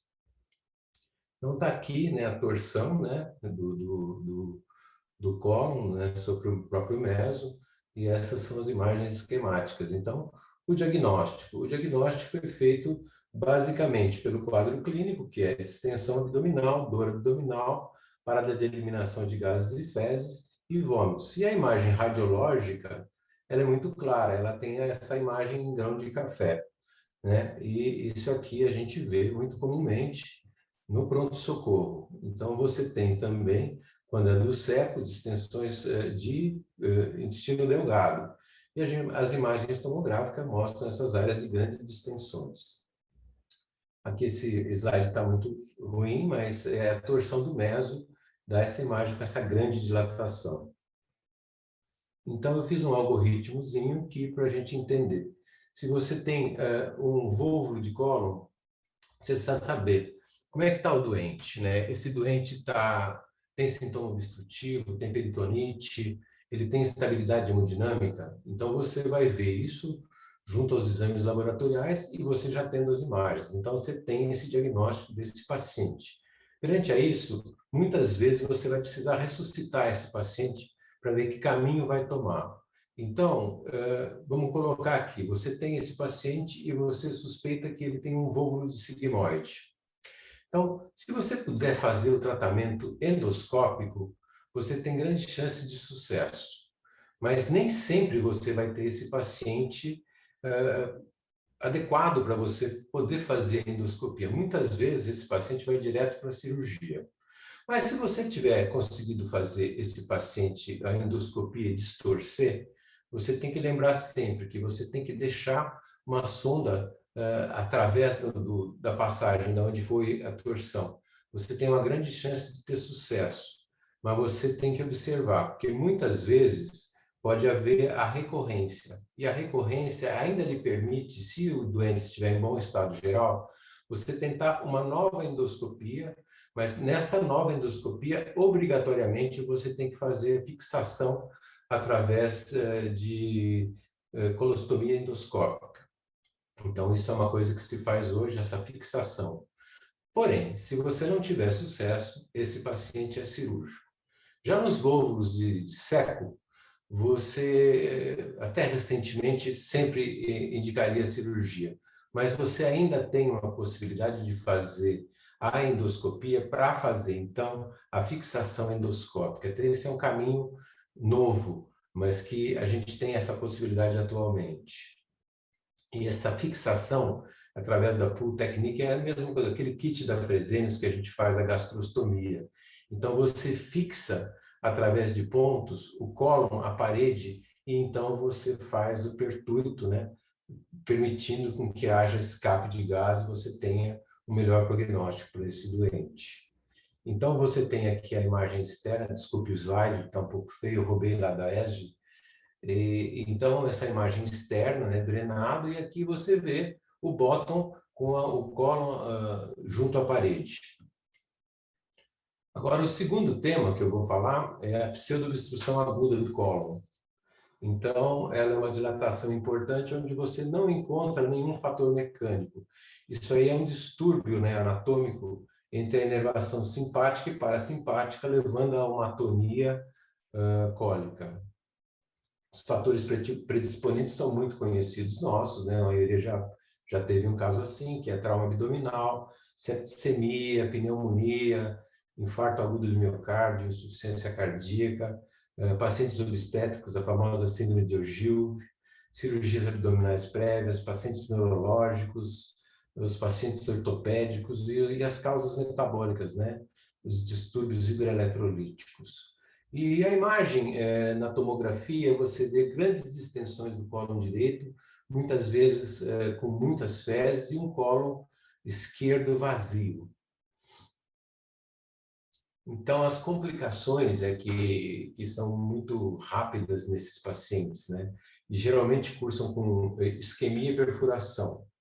Os fatores de risco é o diâmetro secal e o tempo de duração dessa dilatação.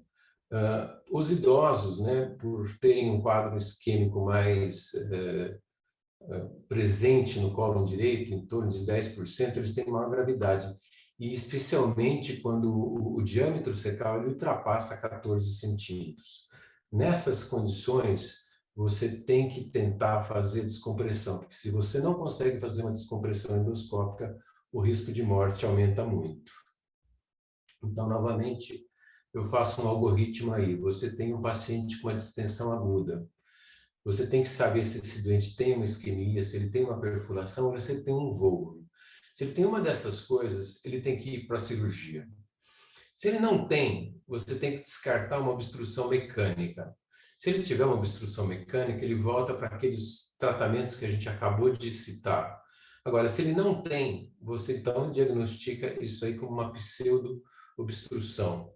E então, quando você tem essa pseudo-obstrução, você tem a oportunidade de fazer um tratamento conservador nas primeiras 48 a 72 horas, desde que não haja peritonite ou instabilidade hemodinâmica. E qual é o caminho? O caminho é você deixar com jejum, evitando o laxativo, corrigindo os distúrbios hidroeletrolíticos e as causas prováveis que você possa revertê-las. Você tem que ter o cuidado de fazer raio-x seriado avaliando o diâmetro do cólon, porque as complicações elas vão aumentando de acordo com o aumento do diâmetro do cólon, a maneira de que quando você atinge 14 centímetros, como eu falei há pouco, você já passa a ter 23% de complicações. Então, esse doente, ele pode ter uma evolução favorável. Então, quando ele tem uma evolução favorável, você pode iniciar, através da sonda nasoenteral, o polietileno glicol. Se ele continuar indo bem, você pode somar pukaloprida ou metoclopramida e observar. Mas esse paciente tem que ser cuidadosamente seguido. Todavia, nem sempre conseguimos uma evolução boa. Então, nessas evoluções parciais ou não favoráveis, a gente tem mecanismos que a gente pode iniciar. Por exemplo, a neostigmine. Você pode fazer até 3 tentativas nas primeiras 3 horas, entre 2 e 2,5 miligramas e ver. Eu sempre chamo o anestesista nessas horas, porque você tem muita complicação, hipercialorreia, doente não pode usar aquela medicação. Mas na oportunidade de você poder usar, ajuda muito, muito bem. Se você não consegue, com isso, evoluir, você tem, então, que partir para uma colonoscopia descompressiva, desde que você utilize CO2 e faça um preparo mecânico. Você pode ter uma resposta favorável. Se você tiver uma resposta favorável, mantenha a sonda descoprimindo do cólon, porque você diminui bastante o risco de recidiva. E você pode ter uma resposta parcial. De novo, quando você tem uma resposta parcial, você deve fazer uma colonoscopia com fixação endoscópica. Se você não conseguir fazer a endoscopia, o próximo passo é a cirurgia. Então, o tratamento cirúrgico é para quando a gente não conseguiu evoluir nada. Perfurações do colo. Isso aí deixa o cirurgião dormir. É claro que eu estou dizendo que essas perfurações, elas são as perfurações que nós, endoscopistas, causamos, não são as perfurações que acontecem no dia a dia. Então, são essas perfurações que a gente lida no nosso dia de trabalho aí, né? E hoje em dia, devido a esses avanços que a gente tem tido nos procedimentos, a gente tem muita coisa boa para poder resolver, né? Agora, como disse a Fernanda há pouco, toda vez que você tem uma perfuração, para que você tenha sucesso, você precisa ter um reconhecimento imediato. Então, as técnicas, como já foi dito, clipes e suturas endoscópicas. Os clipes através do canal, para as lesões até 2 centímetros lineares e com margens sadias. E over the scope para danos até 3 centímetros, com a vantagem que ele pega a parede total. Né? Tem fatores determinantes para bons resultados, que são o fechamento imediato, o tamanho do defeito e os limitantes, a localização desse defeito e o acesso que você tem a ele, e as patologias concomitantes à doença que o indivíduo está tendo, e, como eu disse há pouco, como é que está o tecido ao redor? É um tecido inflamado, isquêmico, tumoral? Isso prejudica muito a nossa resposta. E outra coisa é se você vai fazer um procedimento terapêutico endoscópico, obrigatoriamente você tem que ter equipamento para resolver. E só faz isso quem tem experiência. Então, a expertise conta muito. Quais são as dificuldades? Quando você usa o overscope, você tem um equipamento acoplado ali na ponta que faz com que aquilo fique maior. Então, você tem uma complicação até na passagem para ele, até através de estreitamento e angulação. E a complicação também é que quando às vezes você não consegue fazer o clipe, você tem que trocar, você tem que tirar o aparelho e levar lá. Então, são algumas dificuldades que a gente encontra. Uma outra dificuldade um pouquinho mais grave é que, às vezes, na sucção para você colocar o clipe, você pode aspirar conteúdo periférico. Então, você vai ter complicação, porque a retirada do clipe é muito difícil. Então, aí a gente tem uma novidade aí, não tão novidade assim, porque dentro do grupo aí tem bastante gente que faz sutura endoscópica. Eu vi o Concon, o Greco, o Manuel, outras pessoas aí. Outro dia eu vi um vídeo deles aí, depois de uma ISD, eles fechando, eu fiquei fascinado por aquilo e, assim, é uma coisa que eu queria um dia estar perto para ver, porque eu gostei muito. Eu acho que esse é o caminho, né? Eu não sei, eu acho que o Concon pode responder depois, assim, até onde a gente consegue entrar com esse aparelho, com esse device na ponta, né? Mas os resultados são maravilhosos. E essa sutura endoscópica é o caminho para a gente resolver as perfurações que a gente tem no dia a dia. Quando é que a gente chama o cirurgião? Quando a gente não consegue fechar e a gente não fica contente. Ou então você já tem uma perfuração, mas você tem muito líquido na tomografia, ou você tem um pneu peritório grande. Não deve, então, tentar. Eu acho que aí o tratamento cirúrgico ele é preponderante. E quando você fecha, você fica contente, mas na evolução o paciente não está indo bem. Então, a gente não pode perder tempo também com esse doente.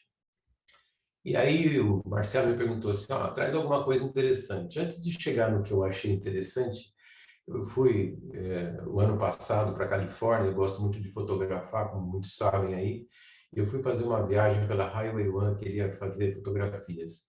Mas eu fui pego no meio da pandemia, então eu tive que ir de São Francisco a Los Angeles, parando em hotelzinho de estrada, até conseguir uma passagem de volta, porque a companhia aérea me falou, olha, a gente não vai voar mais para o Brasil. E eu precisava voltar, então eu fui andando e aproveitei, peguei minha máquina, e o que eu achei interessante é chegar em Santa Mônica e não achar ninguém na praia. Eu acho que isso aí é uma coisa assim que... deserto urbano, eu chamo isso, né? Porque só vai conseguir se os negros forem fazer um filme e pedir para todo mundo sair enquanto eles vão filmar.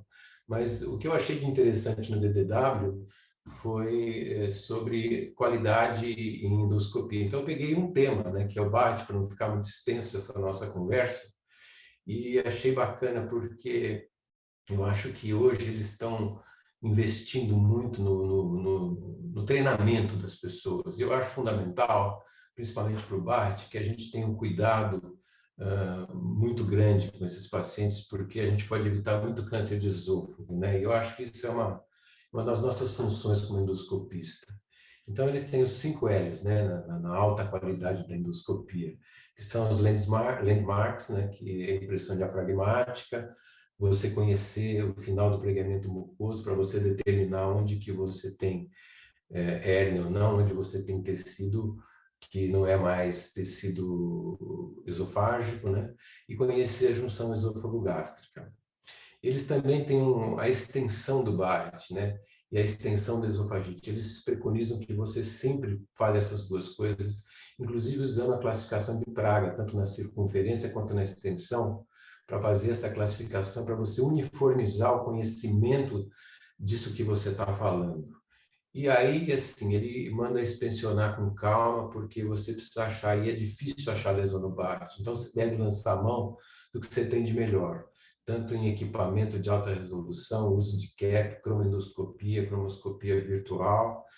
E você, ao identificar a lesão, você deve caracterizá-la, né? E você, através da classificação de Paris, que é muito conhecida hoje, e a classificação de Praga, como eu falei. Fazer as biópsias, se possível, né? E fazendo essa biópsia, você deve procurar, em todos os segmentos do esôfago, você deve procurar por lesões e fazer as biópsias conforme o protocolo de Seattle. Então, o que eles falam, e é uma coisa que eu fiquei muito contente de ver, é esse linkzinho que eu passo para vocês, e eu peço para que vocês vejam isso, porque é muito, muito interessante. É um aprendizado contínuo. Então, ali fala onde que você tem a maioria das lesões, eles vão mostrando didaticamente como você fazer um diagnóstico em Barrett. Então, eu fiquei muito bem impressionado. Então, era isso que eu queria falar para vocês.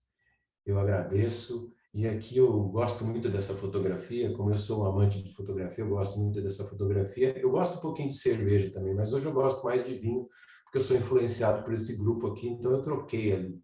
Wine is the answer, but I can't remember the question. It's always wine. Obrigado, gente. Obrigado pela oportunidade. Um abraço a todos. Boa noite. Obrigado, Conrado. Obrigado, Fernanda. Antes de a gente passar aqui para as perguntas, acho que tem bastante gente aqui já interessada. As aulas foram fantásticas, assim, em termos de curiosidade, aprendizagem, coisas que nem sempre são abordadas, mas que muita gente tem dúvida, né? Eu vou só dar a palavra para o Daniel, da ACS, da SciTech. Cometi uma gafe, era para ele ter falado no intervalo, e ele é o nosso grande apoiador aqui do evento, e eu não podia deixar de dar a oportunidade dele se manifestar aqui, até porque, Daniel, que legal foi esse evento de hoje, a gente conseguir toda essa logística, convidado internacional, 2 palestrantes na aula de vinho, e carne e vinho do Líbano, enfim.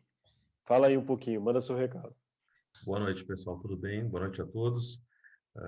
Um feito inédito, né, que acho que só o Gastro com Vinho consegue no Brasil. Mogi Guaçu encontra o Colorado, Colorado encontra Mogi Guaçu e todos encontram o Líbano. Então, é uma coisa histórica. Faltou Valinhos, fala de Valinhos. E Valinhos no centro de tudo isso, claro, né? Fazendo hub. Muito bem lembrado aí, doutor Concon. Obrigado mais uma vez por a oportunidade de nós estarmos participando, né? Obrigado, doutor Maurice, doutora Fernanda, doutor Conrado, né? Obrigado a todos que possibilitaram a realização desse evento, né? Acho que o Gastro com Vinho é um banho de criatividade, diversidade, né? Porque a gente tem temas diferentes, profissionais diferentes. A gente já teve aqui o Orlando Hospital, hoje está a doutora Fernanda lá do Colorado falando. Tivemos o HC de Ribeirão ano passado, tivemos o HC de São Paulo, quer dizer, uma diversidade enorme, né? História, a gente fala muito de história também, quer dizer, hoje tivemos um banho de história aí maravilhoso, né? E formatos também, porque a gente está sempre buscando maneiras de driblar as dificuldades, de driblar os desafios que acontecem, e isso tem contribuído para a longevidade do Gastro com Vinho, que realmente tenho certeza que é um evento único no Brasil, né? E a ACS sempre esteve presente, né? Lembrando que o Gastro com Vinho tem 12 anos de presença junto a vocês, e nesses últimos 2 anos e meio, juntamente com a SciTech, né? A SciTech, lembrando, que é o maior portfólio de próteses disponíveis da Hanaro, né, para os endoscopistas e também mais recentemente trabalhando muito forte com as endossuturas e também com o balão da Apollo, né? O endostitch o overstitch e o balão da Apollo, que é o Orbera, né? Então, nós sempre procuramos trazer novidades e o nosso grande desafio durante toda o longevo Gastro com Vinho é poder proporcionar a todos vocês momentos como com os quais nós tivemos aqui hoje e que com certeza não percam cenas dos próximos capítulos. Nós vamos ter mais até o final do ano, tem vários eventos, né? E como este que nós tivemos hoje, aí nessa noite gostosa, que inclusive nós hoje estamos com 12 graus em São Paulo e agora há pouco eu olhei no Google, está 17 graus no Alasca. Então, 1-0 Brasil e Alasca, né? Uma boa noite a todos e mais uma vez obrigado pelo privilégio de estarmos juntos. Chupa Alasca, né? Ô, Conrado, eu vou abrir aqui a sessão de perguntas, fiquei com dúvida mesmo. Quando você falou lá da fixação do seco, fixação do sigmoide, se faz através do bottom da gastrostomia mesmo, ou é só a fixação sem o pertúito, só fazer o ponto? Não, exatamente como você faz a gastrostomia, com aquele kit, né? Hoje eu conheço só da Fresenius, que você faz aquela punção, você fixa a parede, depois faz uma outra punção e você passa o trocar no meio e ele abre. E aí você tem o pertúito, você deixa para drenar o gás, né? Para que você tenha uma diminuição do colo, porque senão você tem um risco muito aumentado de ter essa perfuração. Tem a técnica do Dr. Hashiba, que o Marco Aurélio aqui, eu vou puxar a orelha dele, que ele falou que ele vinha e não veio. Eu conheço essa técnica, eu vi lá, aprendi com o Dr. Hashiba, eu já cheguei a fazer, inclusive, aqui no Rio Grande do Sul. Então, o brasileiro sempre dá um jeitinho de driblar. Dobrava o fio de nylon, assim, ó, com Kelly, para poder jogar lá dentro. É isso aí. Muito bacana. E também chamar a atenção da questão da qualidade. O Conrado estava aqui a gente, trabalhando esses dias aí para o que vai apresentar ou não. É uma pegada muito importante também a Fernanda comentar, né? Essa questão de qualidade do exame, seja de diagnóstico, seja de laudo, né? Documentação, qualidade de segurança do paciente. É um capítulo aí que está em destaque, né? Eu queria que vocês só dessem uma breve comentário a respeito disso. Olha, Marcelo, sobre qualidade, agora que eu estou dentro do hospital faz menos de um mês que eu iniciei esse voluntariado em pesquisa, eu tenho acesso às salas de endoscopia. O que eu vejo de diferente, de uma diferença gritante, é o número de exames. E isso acaba acarretando em toda a questão da qualidade. Então, numa sala, tem 4 exames numa manhã. São exames, não endoscopias diagnósticas, né? Estou falando de CPRE, estou falando de mucosectomia, mas mesmo assim, são exames que são planejados, eles são tratados praticamente como uma cirurgia e a alta do paciente. Então, isso muda, em vez de você fazer 15 numa manhã, agora falando de endoscopia diagnóstica, você está fazendo 4. Então, você tem 4 pacientes, os quais você com certeza vai lembrar os nomes, o caso. Amanhã, na hora da alta, você vai saber perfeitamente quem são esses pacientes. Essa eu vejo como a principal diferença. Isso já envolve outras coisas, não só a qualidade do médico, né? Não dá para hoje, no consultório, falar hoje eu só faço 5 por manhã. É impossível. Bom, em relação à qualidade, Marcelo, que a gente estava falando, e o que eu vejo e que eu notei e que tenho achado muito interessante é que está existindo uma uniformização na descrição da endoscopia, que você use, por exemplo, os preceitos todos, por exemplo, classificação de Barrett, você tem o protocolo de biópsias. Então, o que você vê assim é uma padronização mundial como descrever, porque o que acontece hoje no Brasil? Eu vejo muito laudo de gente que escreve muito simplesmente e de gente que faz histórias. Acontece que aquilo eu falo assim, o endoscopista faz o laudo para um endoscopista. E a gente precisa fazer um laudo para todos nós, já que a gente está fazendo o laudo não só para o médico que está solicitando, que poucas vezes ele só lê o relatório, não lê nem quem fez o exame, mas a gente está fazendo para a gente, eu acho que a gente precisa aproximar mais da lesão. Então, quer dizer, se a gente está fazendo um laudo, está descrevendo bem essa lesão, está usando todos os critérios que são conhecidos por todos, a gente está chegando próximo, essa lesão eu não preciso mexer, essa lesão eu preciso rever mais rapidamente, essa lesão não é para eu fazer, essa lesão é para o cirurgião. Então, o que eu achei de bem interessante é que toda aula que você teve no BDW tem sempre essa mesma metodologia, e é uma coisa que eu já vejo aqui entre nós. Eu vejo alguns exames de vocês aí, e eu vejo que sempre tem gente entre nós que já está nesse caminho. Então, eu acho que isso é uma coisa muito bacana para a endoscopia. Então, isso foi uma coisa que me deixou muito feliz. Lembrar que aqui a gente está com o Ciro. Aliás, vou pedir para o pessoal ir abrindo a câmera aí para a gente se ver, né? Interagir um pouco, fica só a gente aqui mostrando a cara. Está com o Ciro, o Olímpio, que são responsáveis por serviços de treinamento de residente, né? Tem o Sérgio Lombardi, que também é bastante experiente, tem bastante gente aqui. E lembrar da importância de você ter essa pegada da qualidade já desde a formação do novo endoscopista, né? O cara já sai ali com uma coisa de qualidade na veia. Então, até se vocês quiserem falar aí, Ciro, Olímpio, quiserem dar o testemunho aí de como é que está lá no Gastrocentro, como é que vocês estão lidando com isso, fique à vontade, tá? Concon quer falar alguma coisa também? Quero sim. Enquanto o Ciro e o Pio se animam e abrem o microfone, e a gente espera que eles façam isso, eu gostaria de parabenizar a Fernanda pela sua apresentação. Fernanda, foi bastante didático e bastante clara a sua apresentação. Para a gente é muito gostoso a gente ver o Gastro Convino já internacional, e eu confesso que eu fiquei muito orgulhoso de ver o logotipo do Gastro Convino nos seus slides, nas suas pranchas. Eu já já printei a tela aqui, porque isso já para mim já virou história. Ok? E eu já comecei a imaginar no próximo DDW o Gastro Convino apresentando uma aula no DDW, ok? Falando a interação do vinho com a lesão péptica ou não, ou com a melhora da lesão péptica. Ó, eu tenho que dar o testemunho que a gente tentou no último Intergasto servir vinho na sala para fazer uma sessão Gasto com Vinho presencial. Não deu certo, que os patrocinadores ainda não entenderam que tem que ter vinho durante as aulas de gasto.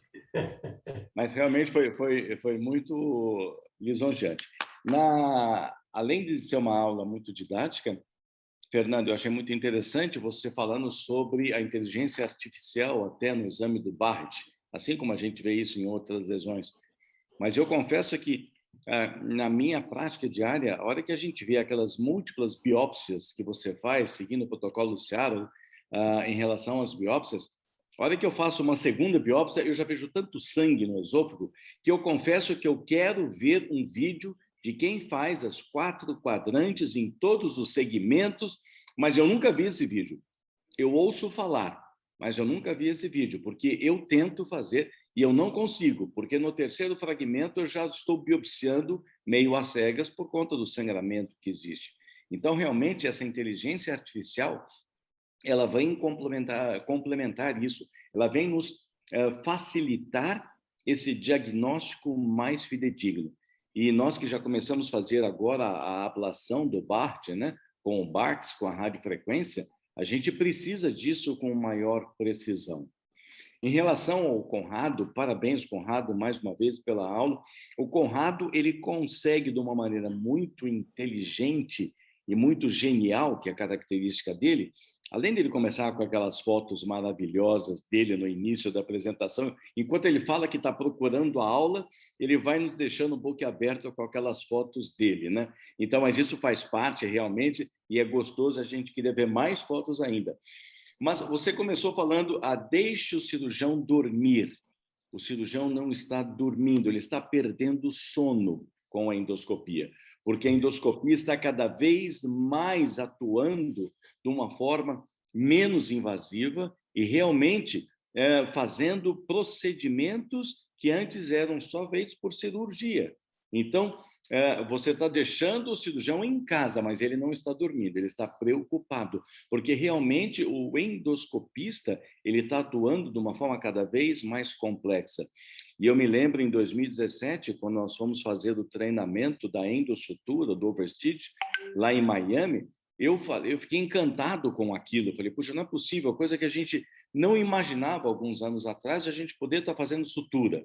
É claro que eu fui fazer um treinamento de gastroplastia endoscópica, mas você já começou a visualizar, pô, se eu perfurar um cólon durante uma mucosectomia, durante um SD, eu posso fechar, eu posso suturar, eu não preciso mais mandar esse paciente para o centro cirúrgico. Eu consigo resolver isso endoscopicamente. Isso realmente é fantástico.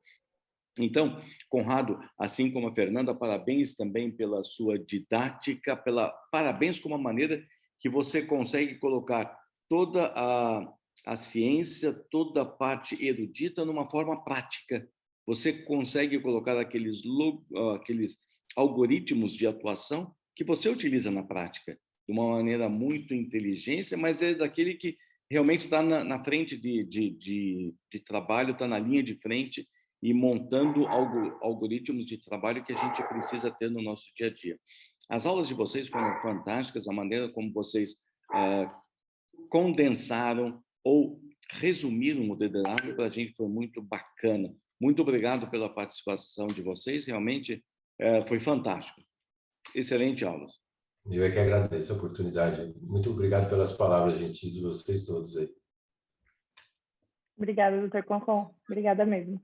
Só lembrar, eu acho interessante que a formação do endoscopista aqui nos Estados Unidos é pela clínica médica, não tem a formação através de cirurgia. E hoje a endoscopia ela está se tornando uma especialidade praticamente cirúrgica. Isso é uma coisa a se pensar, que eu fico aqui com os meus botões, eu sou cirurgiã de formação, mas os endoscopistas daqui são clínicos, então chama muita atenção hoje, sutura e tudo mais. E lembrar que já existe até sociedade de cirurgia endoscópica, né? Já está fundada, aberta e, assim, provavelmente promissora aí, né? De arrebanhar toda essa parte de procedimentos aí mais de alta complexidade. O Ciro abriu o microfone, abriu a câmera, depois fechou. Ciro, abre aí. E eu vou pedir também para todo mundo abrir, porque a gente faz aquela tradicional foto no final. Ciro, dá o testemunho aí que você complementa aí o Conrado, a Fernanda e os comentários que você pode colocar aí a respeito dos assuntos, qualidade de endoscopia e tudo mais. Boa noite a todos. Gostei muito das apresentações, a apresentação da Fernanda, do Conrado.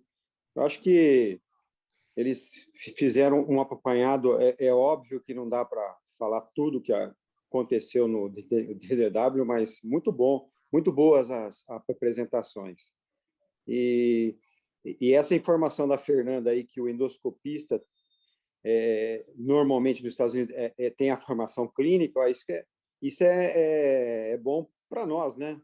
Eu acho que não é porque nós somos clínicos que nós não podemos realizar procedimentos endoscópicos. Então, eu acho que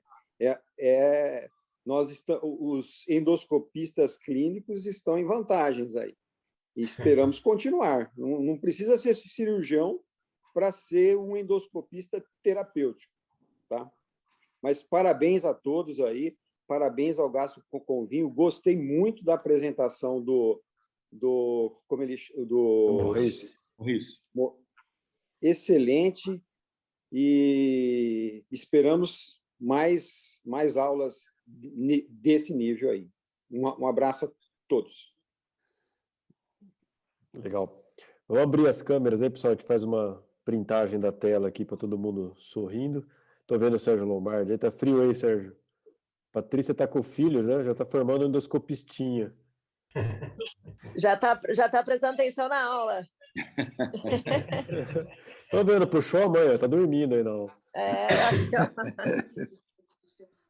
Veja, sabe que uma informação interessante que tem é o seguinte: na França, o cirurgião não pode colocar a mão no endoscópio. Hoje, na endoscopia bariátrica, um dos tratamentos para você ter as complicações de uma fístula, de um abscesso pós uma fístula, é você colocar o pigtail, que já há algum tempo está sendo utilizado, o pigtail, e ele veio nesse arsenal que nós temos para tratar das complicações da cirurgia bariátrica e por outras fístulas. E como é que surgiu o pigtail nisso? Onde o italiano que estava lá na França, ele não podia fazer uma endoscopia diagnóstica e colocar um endovac, colocar qualquer outro procedimento, mas ele podia fazer a colangioendoscópica, que era o único procedimento. E como fazendo a colangiografia, ele podia colocar um pigtail, porque ele tinha experiência do pigtail nas vias biliares. Então ele colocou o pigtail para drenar abscesso. E hoje o pigtail é uma das grandes armas que nós temos para tratar essas fístulas para tratar desses abscessos. Veja como as coisas vão acontecendo na evolução da medicina. Isso realmente é fantástico, né? Concom, brincadeiras à parte, o importante é ter um treinamento adequado, independente de ser clínico, cirurgião, Sim, certo, né? exato. Eu acho que o treinamento é o mais importante. E essa uniformização aí que o Conrado falou é fundamental. Hoje em dia não é o eu acho, a minha classificação, não existe mais isso. É a classificação das sociedades mais importantes. A gente tem que seguir as orientações já estabelecidas. Não adianta, nós não temos mais que... Antigamente a gente fazia, cada um inventava alguma coisa. Hoje não temos que inventar, nós temos que seguir as orientações, né? Obrigado, Sim. Um abraço. Todo mundo com a câmera aberta aí para a gente documentar e tirar foto? Acho que o Albert tira, depois ele manda para a gente, eu ponho lá no grupo. O Fernandão se revelou aí. Estou vendo a Alessandra. Cadê o Luigi? O Luigi estava aqui, agora fugiu, desgraçado. Ele foi correr um pouco. Não, está aqui, ó. Tá a câmera fechada, olha lá. Ele só fala que vai correr e manda a mesma foto todo dia da corrida dele. Luigi está de pijama essa hora. Negativo. Luigi está congelando. Vai Essa ser aí tá balado. desse jeito? Vamos lá, 3, 2, 1. Sorrindo. Maurício, seja bem-vindo ao grupo. Eu ainda duvido que esse vinho não passou na barrica de carvalho. Você vai ter que me explicar isso depois, como é que você conseguiu. E provavelmente a gente vai ter outras apresentações aqui para completar o portfólio aí. Gente, muito obrigado. Foi muito gostoso essa noite, né? Estamos terminando já além das 10 horas, né? Sinal de que rendeu bem. E vamos ver aí para mês que vem mais uma surpresa, tá bom? Boa noite para todo mundo. Fiquem com Deus. Boa noite, obrigado. Boa noite a todos. Boa noite. Boa noite, Bruno. Boa noite. Obrigado, Conrado. Obrigado, Fernando. Obrigado, Daniel, ACS e a SciTech. E obrigado também à Sociedade de Medicina. Valeu.